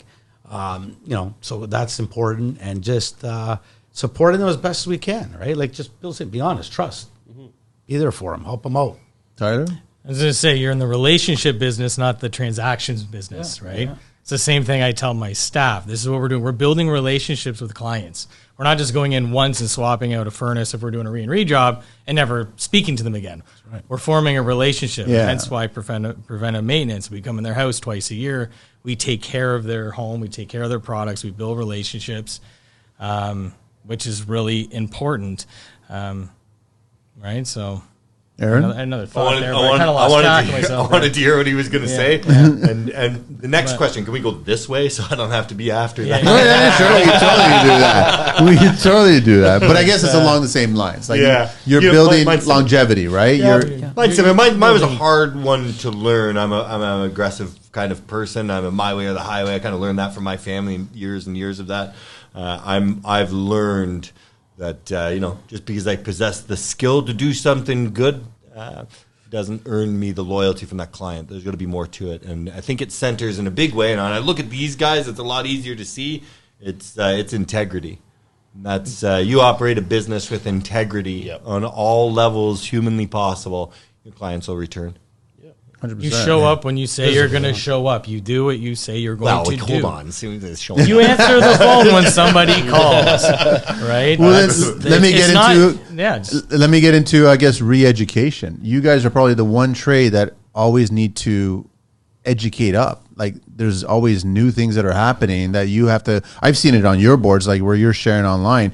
The guys are going in, the crews are going in and getting recertified or re-educated. That's constantly happening for you guys, right? So starting with you, Aaron, are you seeing that, and how valuable is that? And thank you for that. Thanks, man. Solid one, bro. It's huge. I'm an avid believer in investing in that base knowledge, that education for your guys. I think it gives you a competitive edge. I think as a business owner, 100%. if you're willing to make that investment in those guys, and that's a problem, is a lot of business owners don't see that value. Tyler's definitely a huge one that sees that. I've historically been that person that wants to invest in increasing that knowledge base for the guys that you're working with, because, I mean, at the end of the day, you make more money. Yep. You're investing in them. They're going to invest in you. They're going to stay around. People that aren't growing are going. That's it. That's a simple fact. So if you take that time, you make a commitment to your employees to invest in their well-being, invest in their growth, the higher likelihood that they're going to stick around and ask you for a raise again next. Hopefully. Yeah. Well, they're more skilled now. They can get more money. Thanks to you. And they completed a job faster. Yeah. So if they're worth more, give it to them. Of course. Give it to them. Absolutely. Same thing, Tyler? Pay what you're worth. Yeah. Yeah. No, absolutely. Like, Redmond does a Constantly back in the fantastic cloud. job of that, of constantly Yeah. doing training. I'm big on that, sending my guys to manufacturer training, staying up to date. Hence, even going down to the show and looking around and checking out new products at the CMPX show, right? It's a huge thing too, man. A lot of businesses won't invest in sending their guys Or or even giving them the time to go and go. do it. Yeah. We want money. It's more important. No, man, that's an important component. Community. It can't just be all pound the guys on the tools every single day. It's you gotta, hey, let's take a break today. Let's hit the hydronic summit. Like I sent my entire team there for the day. And that's not cheap to send, 10, 12, 15 guys. I'm still paying them to go to You paid them? Oh, yeah. I had my guys work at that. Yeah, I you had didn't them give work. anything. I actually paid my guys to go. Pipe down there. Hence taking care of them. But Beat the crap out of this guy. You probably see it, Marcio. Like, you got to get re-educated all the time because new products are coming in and you guys need to get familiar with You'd it. be surprised. We offer training and it's free. Lunch, coffees, snacks. I'm coming. We try to do it all. And guys still don't want to believe. Yeah. And they don't wanna come? No, What? of course, there's the upper echelon dealers that that are here today that I don't need to. I know it comes out. I let them know. Look, this is coming up. Like I already know with Tyler, Bill, when it's early in the new year, then we got to respect the contractor. We know when is the right time to do it. We have them all the time. Yeah. But when do we put a strong focus on it? January, February, March. Slower months. Of the don't year. bug us in when June. it's easier for these guys to, like Tyler's already told me that, don't send me no invites after March. That's it. So I get it. Yeah. So that's what Tyler needs. So, we try to do that, but you'd be surprised how many don't. And another big one is when guys have subs. So this is another thing, when they have subcon, they're not an employee. Yeah. So they can't really make them go. And that's a big problem in the trade because then they don't go, oh, don't worry, they don't need it. They don't know our product. They don't. There's little. They don't see they're the all benefit? similar, but there's Really? little things different. There's always these little nuances. They don't know what they don't know. So and then they come back. Oh, it's garbage. You didn't even come to my training. You don't. Yeah. So, you'd be surprised. It's important, and you think it's a no-brainer, but a lot don't. And that's how we heavily. It costs money. You got to fly them down. You got to pay for the guys to be here, the lunches. But we think it's really important. And then it's also they're in our building. There's that personal touch. I try to be at all of them, and we have one tomorrow. So whoever wants to wash heat pump training session, come down to Redmond. 10 a.m. until 2 p.m. Yeah, 12 o'clock. And we try to feed guys healthy lunches too, not like pizza and give them steak. I'm out. Try to give them some healthy food. But at the end of the day, it's another opportunity for us to meet and see each other, see our products, Get some insight on them. Yeah. The CMPX too. It's the products, but it's also, we have a golf simulator there. Like we want our dealers to have some fun. It's great. Whoa. Yeah, let's learn and see what's available. Let's have some fun too. Let's talk. How's your life? What's new with your family and relationships? It's important. So it all comes together. It all comes together. Bill? Training is definitely one of the most important things. At our place, we offer, they can go to any of the training Redmond's offering, any other wholesalers are offering whenever they want.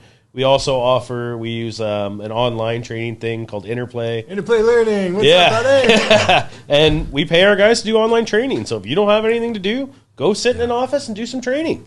Yeah.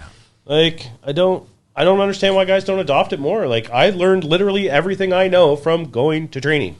So you're not going to know what you don't know, right? You got to go. And they're engaging all the online training. It's like pulling teeth sometimes to get them to do it, but offering them to pay them to do it helps a little Yeah. bit. The online Yeah, stuff, yeah, the online that's good. stuff's changing quite a bit. Yeah. I've tried Getting spoken- better?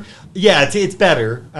It's interesting. The interplay learning is like the virtual reality Yeah, headset you're stuff. talking about VRs that. and So stuff. I've spoken with them, and actually the people that use the virtual reality are only 13% of the people, Yeah. or some number like that. I don't know if my number is accurate there. It's pretty It's low. very You low, would think for that sure. people are doing that more, but actually people are consuming that by sitting in front of the computer and using it on the desktop version. That's amazing, man. We didn't have those tools No, when we man. started. We didn't have that to there's learn no and dive. webinars. We learned by screwing it up. Yep. Yep. Getting yelled at, paying to replace it. Yeah. Like, that's how I learned. You Yep. said you learned in a training room. I was like, I didn't. I blew up a couple boards too, yeah. so Yeah. Me too. yeah. Still do it. I wish I didn't. Hey, we're all human. Is it worth the investment in all the cool tools that you guys get to play with? Yes. Yes. ProPress, I Oh, say. yeah. Yes. I'm just saying, is it? It's worth it, right? Worth every single penny. Okay. Yeah. Gone are the days of threading. Yep. Yeah. I have some threading machines. If anybody's in the market for some threading machines, they can go. Yeah. Because you guys, as a business owner and as a tradesperson, you guys see the value in what's associated with that. That's time. It's time. Effort. You know, time and effort. It's effort. I think is a big part of it. But you too, can right? also be more Yeah. creative and too. reliability too. Just the Liability. Yeah, liability. Liability, Yeah. time, effort, creativity. Yeah, for sure. I think for me though, it's there's an element of me that's a little bit lazy inside, just a little sure. bit, right? That's how you go. Yeah. And I'm like, I don't think it's done. lazy. I think it's efficiency. I don't want to thread. I don't know. Yeah. Big like they get you in the 2-inch stuff, and you're Yeah. just giving her. I'm just like, I'm done with this. Yeah. My body hurts. We still use our threaders. a You're bit. threading. Yeah, we still use Sometimes you our have threaders. We're doing like re-and-rees and stuff like that all the time. Little Really? stuff though. You know, half Yeah. inch, 3/4 inch pipe, no problem. I like go out of my way. Now I feel like I'm like going out of my way to make sure it's just pressed. I don't have to pull that threading machine out. Oh, I just don't yeah. want to do it. Ours are all built into the trucks. It's quick, easy, done. Really, eh? Yep. You sounds like you got a good setup Yeah. over there. Good retrofit setup. I'm gonna come over. But you're and see still that. doing press as well too, right? Oh You're yeah, offering tons of both press. them. Yeah. Because Oh yeah, you've seen anything it, new right? is all press, and like you doing anything water, all press. Yeah. What do you do for threaders? Like just portables? Not like you're not lugging a 300 around. No, just little portable ones. Yeah. Like those Rex Wheeler ones. Yeah, exactly. Those things are They're wicked. good. Anyway, can I get a couple of those sitting at the shop? This podcast episode is sponsored by Vesta Water Heaters. Experience Vesta's cutting-edge condensing technology, providing endless on-demand hot water. These tankless units are known for their reliability, straightforward installation, and energy efficiency, making it a preferred choice for both HVAC installers and homeowners alike. To learn more, contact Redmond Distributing, Ontario's trusted HVAC supplier. Explore more at www.redmonddistributing.com. Yeah, they're fine. For sale. I'd love to get sale. your, Yeah. I'd love to get your perspective on have we gotten safer in the trades? Has the tradesperson become a safer, aware individual?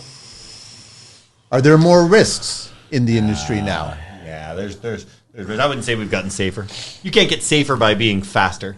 Yeah. You know, No. guys that are in and out and being paid piecework to do Yeah. 13 calls a day, 13 repairs a day. That's not safer. No. I'd say no. No, you don't think so? I don't know. But Guys are pushed to work quick, man. It's just about Sometimes work they- fast. They forget. But what if to you do miss a simple step? things.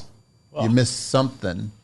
Yeah, Don't kill somebody. yeah. No, but I'm not saying to that extreme, but possibly hurting somebody, right? Yeah, but I think that we, in Ontario, especially when you look in contrast to the U.S., we're really like, oh, we've got to do this because of safety. I mean, we have technical standard and safety authority. We've got to do that. And if you don't get your license and do this, then people are going to die everywhere. The fact of the matter is you go to the U.S. where gas technicians are, I wrote for a permit. I work for this company, so I'm licensed to work on gas. And I'm like, wow, do people die all over? Like, houses blowing up left, right, and center? No? Oh, okay. I think maybe I drank the wrong Kool-Aid then here. But at least the younger generation, they're aware of being safe, right? There's like you guys are instilling that they understand, whether that's goggles and just hearing protection and just safety in general, like being in certain Personal situations. safety. Personal safety. Oh yeah. Oh, man. I feel like every day there's somebody else on social media being like, guys, man, I really screwed up. I'm going to cut my finger off. Fell off and broke my spine. Yeah, we know that story. So I don't know if we got, I don't know. I feel like we're in such a rush to do the work and we're so stressed out that, myself included, man, I don't practice the safety stuff that I should. Yeah. It's a fast-paced. Guilty, No doubt about it. fast-paced. Speed is... It's easily forgotten. Is that why? Like the Foolish. driving force is like, let's get the job done. Let's make money. Let's go home is the last thing. Yeah. Well, I think in your day jobs, when you're trying to replace someone's furnace and you're under a time crunch, like these guys are moving from the business and from the homeowner. Yeah, like you got to go. It should be more important. And it should be number one. It is. It should be number one. It should be, and it's Yeah, not. it's not. Until it comes to heights, just because I'm terrified of them. So I like to lock off to everything I can. But I think you're right. That should be a hotter topic in the trades right now is safety, and we just look at that. Look. It was our last topic. Well, maybe not. No, it's not. There's plenty more still. We're not. I'm big on it. Somebody need a bathroom break or something like that? No, we still got some time here. I mean, I don't know about what Bill's doing or what you're doing with your training, but I'm big on the safety, health and safety. More because I'm scared. I'm scared someone's going to hurt themselves and turn around and sue me. Yeah. So, like, we're part of the WSIB Excellence Program. We're going through all the modules. I'm doing the shop talks once a month. We're going through all of that. Really? I scream at my guys that they don't have hard hats on. A few years. Because you don't want to be put in that position as a business owner and as also a leader to have that day or that moment that someone did fall. Like someone falls, someone gets hurt. You have a gets 20-year-old working on the job site straight to school, and he hurts himself. Next thing you know, I got parents screaming at me that their child is hurt. And like I just don't. I'm like doing everything I can as a business owner, put everything in place where I'm giving all my guys all of the tools. So if it does come back that you didn't do what I've given you training on, you can't come back to me and say, hey. I think that's probably why we do it. Like the guys in the warehouse, I know they have to do it. And not to mention, this is important. I don't want to see anybody get hurt. My philosophy with all my guys is you have the right to refuse unsafe work. Yep. No job is worth you risking your health or falling or anything. Like, that is number one. Yeah. That's important. We know somebody that just fell and had a really bad injury and isn't working. I reached out to him to take part in something that we were doing, an event we were doing, and I didn't know that he had been injured, and he'd let me know. And the first thing he said, man, we need to focus on safety more. It needs to be number one. Now, he said that to me. It still just didn't click, man. It's still not clicking. So I mean, and he is a safety guy too, because when he was working, was he always that way? He was always wearing a hard hat. Really? Always. Yeah. A hard hat doesn't save you when you. No, it doesn't save when you fall off a ladder, unfortunately. But second story. Yeah, it's unfortunate. Some people fall 2 stories and they're fine. Some people fall 2 stories and might not walk. Yeah. Jeez. And some soccer players get hit by a water bottle and they just perform really well. What do you guys? I know that the pandemic years were interesting. Everybody was working. Everybody was busy. Everybody was building. Everybody was buying products and clients. You had enough work. But I guess this is the first year that you guys are starting to see a shift. How are you guys changing your business growth? The model, because I guess it's a different model now, right? Yeah, it's interesting. It's actually one of the notes I put down, how being, again, diversification, pivoting. Yeah. COVID hit, and all of a sudden, big shift to hearth. Huge. Everybody is at home, their backyards, can't travel. Everybody started putting outdoor fireplaces in their backyards, and everyone started investing in their home like we all saw. So for a lot of trades, for a lot of businesses, it was a tough year, down year. For us, we saw growth. And so that's where I say to dealers, see, having that diversification, you can pivot. All of a sudden, everybody wanted that. Wood fireplaces, gas, wood stoves. We sold more in that 1 year I think we have in 15 years. Of wood stoves. Yeah, a wood product, right? Why? Just everybody was going up north. Everybody was going to the cottage, staying at home. And so, that's what I mean about diversification, having things in the portfolio that you can pivot, change. HVAC, okay, that shift, heat pumps, let's sell heat pumps. Now, rebates end. Look at products that aren't weather-driven, tankless water heaters, where the weather's not a proponent of it. If you're just, selling seasonal products, then you're going to struggle. So, pay attention to the landscape. I think COVID was an eye-opener, too. Also, not buying everything that's made in China. That was an eye-opener to all of us. Well, that's I guess a shipping issue at that time, right? It was just unheard of what was being done, right? It was just stupid regarding containers and the cost of them and the timelines. It was just insane, which goes back to your point about why not product right here in your backyard, like America or Canada product. It would have been here. We were fortunate that we got a lot of us from the U.S. and we didn't have many hiccups in supply. That was one of the biggest proponents. How are you guys being conscious with your business growth coming into this year and then coming into the next few years? Because it's a different model. I honestly believe it's a different model now. But a lot of guys grew during COVID. Like How was it for you? A lot of Everyone guys grew. Everyone Yeah, grew. that's lot what of I'm guys saying. grew, It but a lot wasn't of a bad guys year. spent. It wasn't for our industry. A lot of guys spent, like a lot of Homeowners new spent vehicles, new Oh, yeah. tools, new machinery, new everything, and a lot of guys are carrying this stuff now. And either they paid for it full or they're financing it, and it's a lot. It's hitting them hard now on this growth. Time to pay the piper. Yep. Yeah. So how are you guys looking at growth this year? Good, man. I don't like to look at growth. I'll always be under 10 guys. Always. I will never grow beyond that. I'm comfortably sitting at 6 guys right now. We hired a couple of people recently, yesterday actually, guys that I was talking to during the COVID stuff that wanted a fortune and didn't really have the motivation to come work with us, and both of them have no work now. I want to all of a sudden come and work Perfect. with us. Yeah, perfect. I mean, it sucks, man. It We're gonna sucks. start seeing that happen. Yeah. You know what? It's like as a business owner, I'm like, yeah, come on over here. But as a tradesperson, It's just it's sad to see, man. You got 3 kids, and your work's inconsistent. I don't know what that feels like. You go home and tell your wife, don't have money to pay your mortgage. That's not good. That's not good for anybody. That's not good for any of us. No. But these grants and this COVID stuff, these spikes in the market on top of the environmental stuff. Yeah. I wish we could find consistency in the trades. I wish we could find things and maybe that is through diversifying. Maybe that is through That's one of the introducing. solutions. It's some not of those everything, things. but it's one of them. Maybe we should do that as contractors more. Are there more selfish tradespeople? Is that why? Is there more Twitch? Selfish. Everyone comes in for their own benefit. Yeah, of course.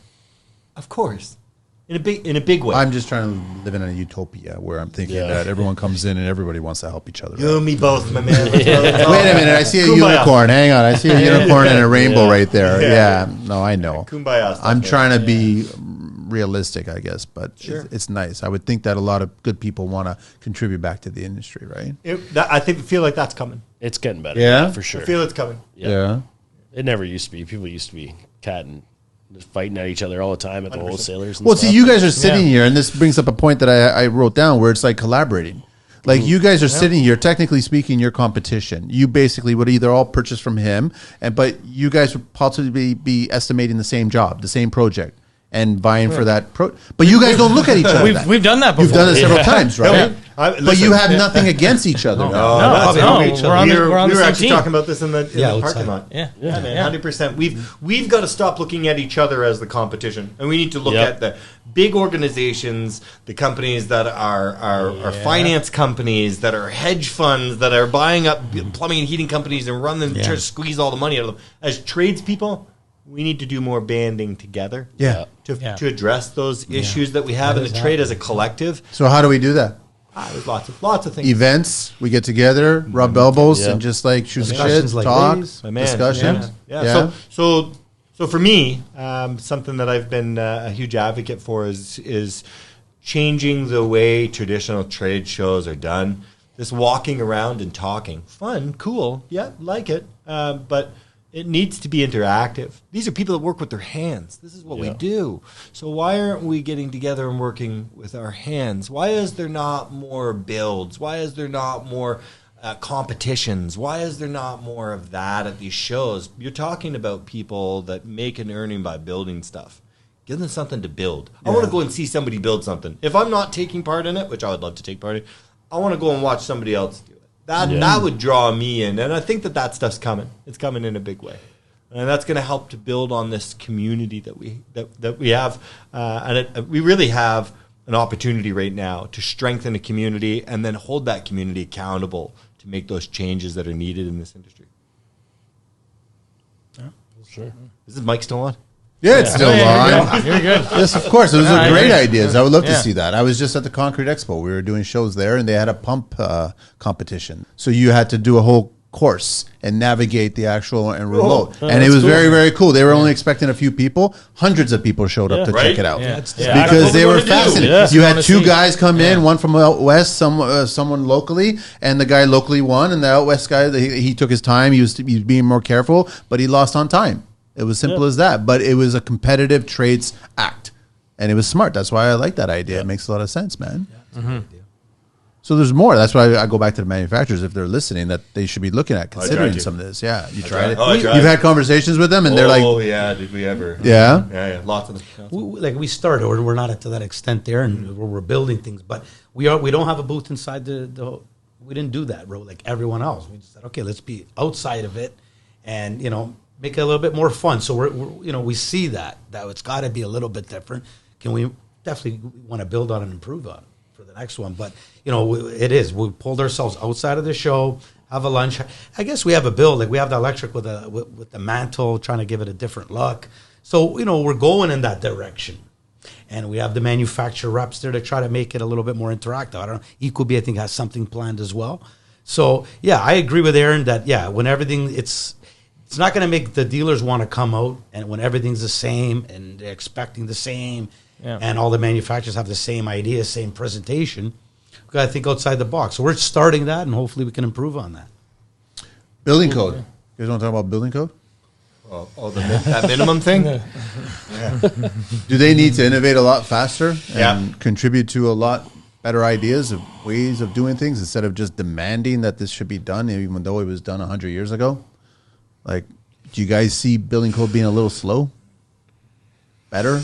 I do. I just think that we should have different options. Yeah, I think you instead of just demanding this one road, go down this one road. Yeah, I just feel like there should be better options, and there are. Like if you do like a net zero home, you like energy modeling, and you deviate from standard building code. You have an energy modeler kind of sign off on that building package. I just think that we need more options when it comes to building code requirements. And I feel like there's some that are there as the minimum standard that aren't sufficient. Thoughts? Yeah, I agree. Yeah. What's one code that you guys are disagreeing with these days? Oh, I don't know any of them. Is there anything funny? I don't know. Isn't it still code that a return air can just be used with drywall? You can still do that. What do you mean? Like I know these boys are probably using thermal pan, and we're actually panning off all our returns. But you can just use drywall. Yep. Your return air doesn't have to be sealed. Pretty soon you won't even be able to use the cavity though. You'll have to use duct. Yeah. Really? Is that coming? Yeah, it's coming. Don't you think? Where's that coming from? Don't you think that should be code anyways? I actually like that. It should be. Listen, I like it too. Yeah, I like it too. It's a dedicated space, so then in the event that somebody doesn't just bury it and they don't realize it, like, what's this metal frame here? 100%, and just kick it out of the way. We're running plumbing lines through. Yeah, exactly. Yeah, electrical. Plumbers. Come on. Electrical. How many times do you see wire in there? Just hanging out all the time. Getting in the way of the wires that I'm trying to pull through there. I'd like to see that come sooner than later. Sure, man. That makes a lot of sense. Sure. You know what I would like to see, what I think is missing in the building component that I think affects a lot of homes and gives a misperception that the equipment's not working, is air balancing. Yes. Proper air balancing. You guys are like all on my notes, just getting right onto the points where I'm getting into like air quality and stuff like that. I wanted to send it. No, go ahead, say it. Yeah, no, I think that if we had more active involvement with air balancing, I met these guys the other day, and they are from the Air Balancing Union or something. I was like, "What is that a thing? Is that a thing?" I don't. Air balancing. I don't know. They're part of the union, and they're the air balancing, and they've created a non-profit, and there's only like 10 people in it, but they're air balancing, and I've never seen ever. I mean, you probably see it all the time. You're doing things right. I'm picturing HVAC guys on ductwork. Close, bro. Close. Yeah. Measuring the CFM, like the velocity of air. Yeah. Because when we get drawings, they show the ductwork, they show the ductwork sizes, but they also show the CFM. How many CFM is supposed to come out that register. But nobody's doing that.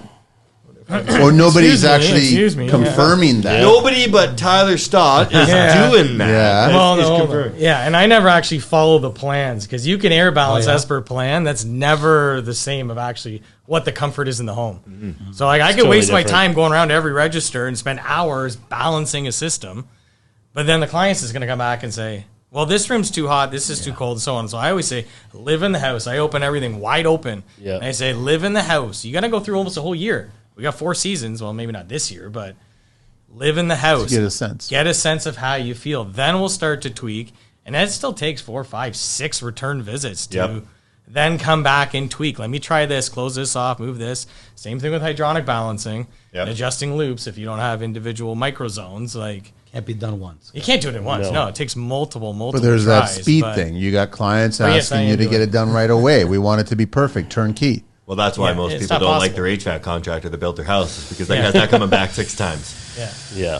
Yeah. But that's where the relationship part comes. I'm just trying to educate you. Like, first of all, we haven't even in the HVAC drawings hasn't factored in the family. Nope. How No, many of course not. people, pets, No.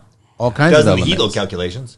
Yeah. And it changes the second the new family. Exactly, it changed. So that's based on just the See, dwelling and itself. that's even another minimum code. If you ever look at design temperatures, how we follow like indoor design temperature in the summer is 75 degrees, and 100 CFM for a kitchen Yeah. exhaust fan on that Like, HVAC yeah. load? It's Come awful. on. 100 Yeah. CFM 100 for CFM. that's what Oh, they're yeah. Oh, yeah, 100. some will be 100 that. CFM. Who's got a 100 CFM kitchen exhaust fan? And then when we start getting into the 600 and the 800 and the 1200 Oh, CFM. yeah. I think they're just blowing over the stove. Is Well, that what's no, going then on? they're just at not 100? working because we build these houses so tight. Yeah. Yep. And we put the house under a negative pressure in about 2 seconds, and the air's not coming from anywhere. And that brings us into the next segue of conversation, which is completely ignored, which is makeup air. In residential application, you want a big... Well, we've talked about this before. Oh, you Yeah. guys have gotten into Oh that? yeah, oh, yeah. Yeah, good. No, but that's a been an whole ongoing other issue for conversation years. that most homeowners don't even know about, and probably Yeah. some of the younger trades don't even realize that Nope. it's even a factor. Agreed. You Building want science. well, when Yeah, you- yeah. what's the Exactly. biggest exhaust fan that you can CFM wise? What do you guys have seen? I had 2,000 this morning. 2,000 CFM, man. So you're huge moving 2,000. 2,000 and a 2,000 Extracting. CFM makeup air system for it. And that's Yeah. just one of the kitchens there. Yeah. Wow. Extracting that. And then do you ever get into makeup air cooling? That's, oh, man. Right? And which is because then people twice- forget about that. Hey, you're So- bringing in 2,000 CFMs of air Did you get into that? in the middle of summer. No, really. Makeup That's air a cooling. lot of hot air. Cooling. You need to 200 you CFM? need to cool that air before it Before enters it the comes- home. Yeah. For every 200 CFM. So you're like, What's that? yeah, so it's like for every 200 CFM, 1 ton of cooling versus the 401 ton. Yeah, yeah. When you start Yeah. doing it on that side, Well, it's for like sure. you end up with a 10-ton cooling system pretty freaking quick, Yeah. man. Yeah. People forget about But that. nobody knows about this. Like clients don't know this, right? I tell clients this whenever we do a makeup Most air. I'm clients. like, am I cooling this makeup air? Like, who's going to be getting the phone So calls that goes when back to the I'm whole overheating your re-education. home in the middle of summer? Yeah. So you're constantly learning about stuff, and every home is custom. No, Well, when you do makeup air, usually, Yeah. usually, when makeup air comes into play. It's no, a but you guys are custom, starting yeah. on the drawing. You come Oh. in now. You do practical, and now you have to make sure that that drawing makes sense. If it was built correctly, how we mentioned it earlier, it could have been built, modified, changed slightly, which might change your design at that point. We've come across this where it's like things were changed, and it affected the design. It affected the Oh, movement yeah. of air. Yeah. Of course. Right? And it was always about like George has always taught me that he was like, air takes the least resistance, the path of least resistance, right? So you have to figure out how that air is going to move in that structure, right? Got it. There's a lot of shit involved in your trip. There's stuff over there, eh? Did I you know do a few HVAC for things. a little bit? I pick brains. That's all I do. You from Tyler? Pick- Me yeah. too. From him, from Me too. everybody Yeah, else. yeah, We've yeah, had a yeah. few HVAC people on the show, right? So you Yeah. start picking their brains. You're Yeah. trying to figure out stuff, right? But the clients don't educate themselves or want to educate themselves. When you have HVAC people on the show, where do they use the washroom? Coffee, bro. I'm dying. Do you want to take a break? I- We'll take a break, and I then we'll can get use close one to too. wrapping it up. We'll take a break. Better now? Yeah, no, we're all good. I think we're all good. I want to get close to wrapping up, guys, but I definitely want to talk about, I guess, air quality. Like that's where you were going before that. How do we get really good quality air in the house? Is that a stupid question? No, it's a good question. There's many different options out there with UV lights and HEPA filters and so on. You got to get money first to Yeah. put them in.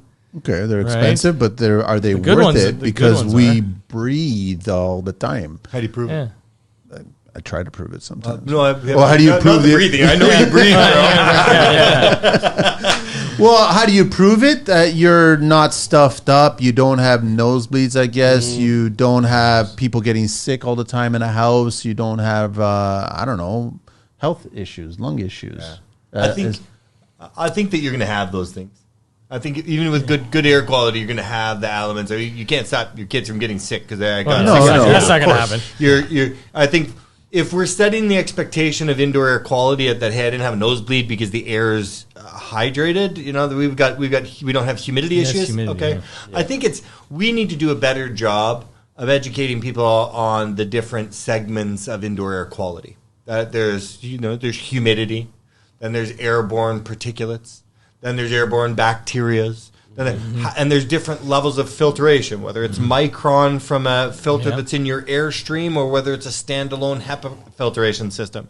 You talk about UV lights. Are we killing those bacteria and those molds? And where is that located? Is that just in the return, or is that the return and over your coil to kill it? There's so many products that are available now. And there's a lot. Yeah. And it's should we look at these? And should we get these? Are they necessary? Yes. Yeah. Yes, they are. They are. The education on those components has, despite the fact that the demand had apparently increased drastically for them during COVID, a lot of smoke and mirrors crap just came to the market. Yeah. And I feel like guys were so busy making money with change out that they didn't need to go and explore that kind of add-on revenue from indoor air quality, where historically it had been important at different times throughout, I guess, the HVAC history in the last 20 years. But right now, I really feel like there's a golden opportunity that we should be looking at indoor air quality components and high-level training on indoor air quality and really bringing people's competency up. And then, hey, Redmond, what's up, man? We know that you guys have done some good training in the past. Yeah. That's a great opportunity for you guys. Yeah, the only one really we've is the HRVs and ERVs. We don't tell too much other than but those are contributing to the air quality. Yeah, right? Diversification. Sure. Yeah, no, it's always been a big part of our business. Right? I mean, they're standard now, right? You have every new home has to have one now, so that's one thing that's come. You don't bring a man as IAQ line in? We haven't, no. Interesting, because they have access to it. Because Goodman does like a rebrand with the Syncort stuff, which you'll get like we can get it, but we just haven't had the demand. Maybe we haven't pushed it properly enough too. So that's always a struggle to find out exactly what products to push and when. Of course, when people are willing to buy it now, and I think that's the question I was asking. Prove it. How do you prove that you have good air quality? That element is coming into play now, where historically we couldn't prove it. It was kind of here, you bought what you bought. But now Ecobee has their built-in IAQ kind of monitoring segment there, and now's the opportunity to go, wait a second. I'm going to give you this, but while we're on the topic of indoor air quality, why don't we focus on how to solve those issues and sell people these components that are in the best Can I ask you guys a question? Why am I still seeing in the big box stores 1-inch filters? Are they not supposed to be where payphones are? Gone? Are they not? Dude. People still buy them, I guess. But they have their house comes with. You talk about there, perfect. Building code? It's what they know. That's building code. Let's get a building code that says you can't have a 1-inch filter so that when you're building a house, you don't there's sections in the big box stores that sell sections of, there's the branded ones and then there's the no-name branded ones, but there's then there's the 4-pack, 12-pack, 1,000-pack. All garbage. It's all garbage. They don't do anything. What do they do? They just go from white to gray. That's what they do. They collect big particles of dust. That's about it. Some of them damage your blowers. They're so restrictive. You get those 3M ones. And we're holding you accountable, 3M. At the end of the day, they're so restrictive. They're just ripping blower motors apart. High static pressures are going through the roof. It's not good. That's where the education comes from, where it's like the quality. It's important to actually get a proper filter, right? But how can somebody get a proper filter when the house that they have has a slot for a 1-inch filter? Replace it. We need media filters. You bring somebody in to change out that infrastructure that the house came with. That's a great topic that we should focus on changing. Well, you change it like you've seen it. You change it as just the cold air gets rechanged. So you got to do a little bit of metal work. You do a little metal work, throw in a 4-inch filter rack, put in a little bit of a better filter. But that's how important is the breathing of your home, your family, your pets. That's still just a filter that's more or less protecting the furnace, though. That's not necessarily air cleaning. You're just a filter. You're maintaining the furnace. You're changing it every 3 to 6 months versus 1 to 3 months. Okay. Right? You can get better filters, but again, in a re application, like you get into a MERV 13 or really dense filter, you're getting the same problem. We're getting static pressure issues, and that system wasn't designed for it. What's MERV stand for? What's CMPX stand for? Send your letters to me. I will not read them. I was just curious about that. MERV has got to stand for something, right? It does. I can't remember what it is. It ain't Merv Griffin that came up with that, right? No, it can't be, right? What's the takeaway, guys, from the HVAC industry, and what do you guys see the future of the HVAC industry? Are you guys positive, enlightened? You guys are excited about it, or can't wait to get out of it? I feel like I'm standing at the bottom, standing at the bottom of a hill, and we're about to do a steep climb that we all have to take part in, man. Yeah, Yeah? I agree. Yeah. I think so. I think a lot of change. It's on all of our shoulders. Yep. Yeah. Yeah. Change in products, efficiencies, the younger generation coming in. Culture. Yeah, Us. culture. Us. Yeah. Yeah. Us. We're We can't think responsible. like it's the We have a lot of 90s change. anymore or the We're 2000s, whenever we were coming up in the industry. Yeah. A lot of change. Yeah.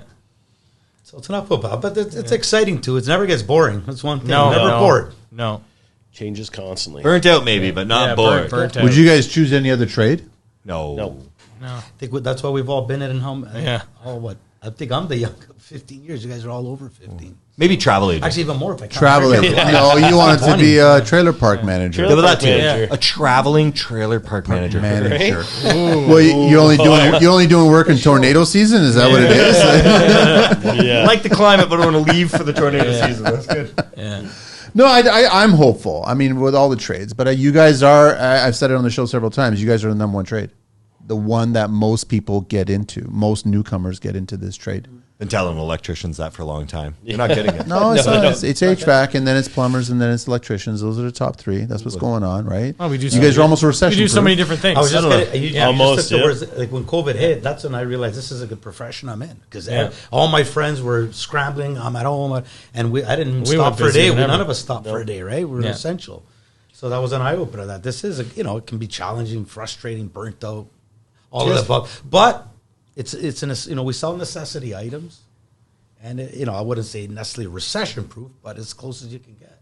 Like, how much time do people spend in their homes? They spend a lot of Lots. time, inside, outside, right? Like, it's just seasonal. Take care of the house. I mean, you guys are like, as cliche as it is. You guys are the heart of the house. Are you not?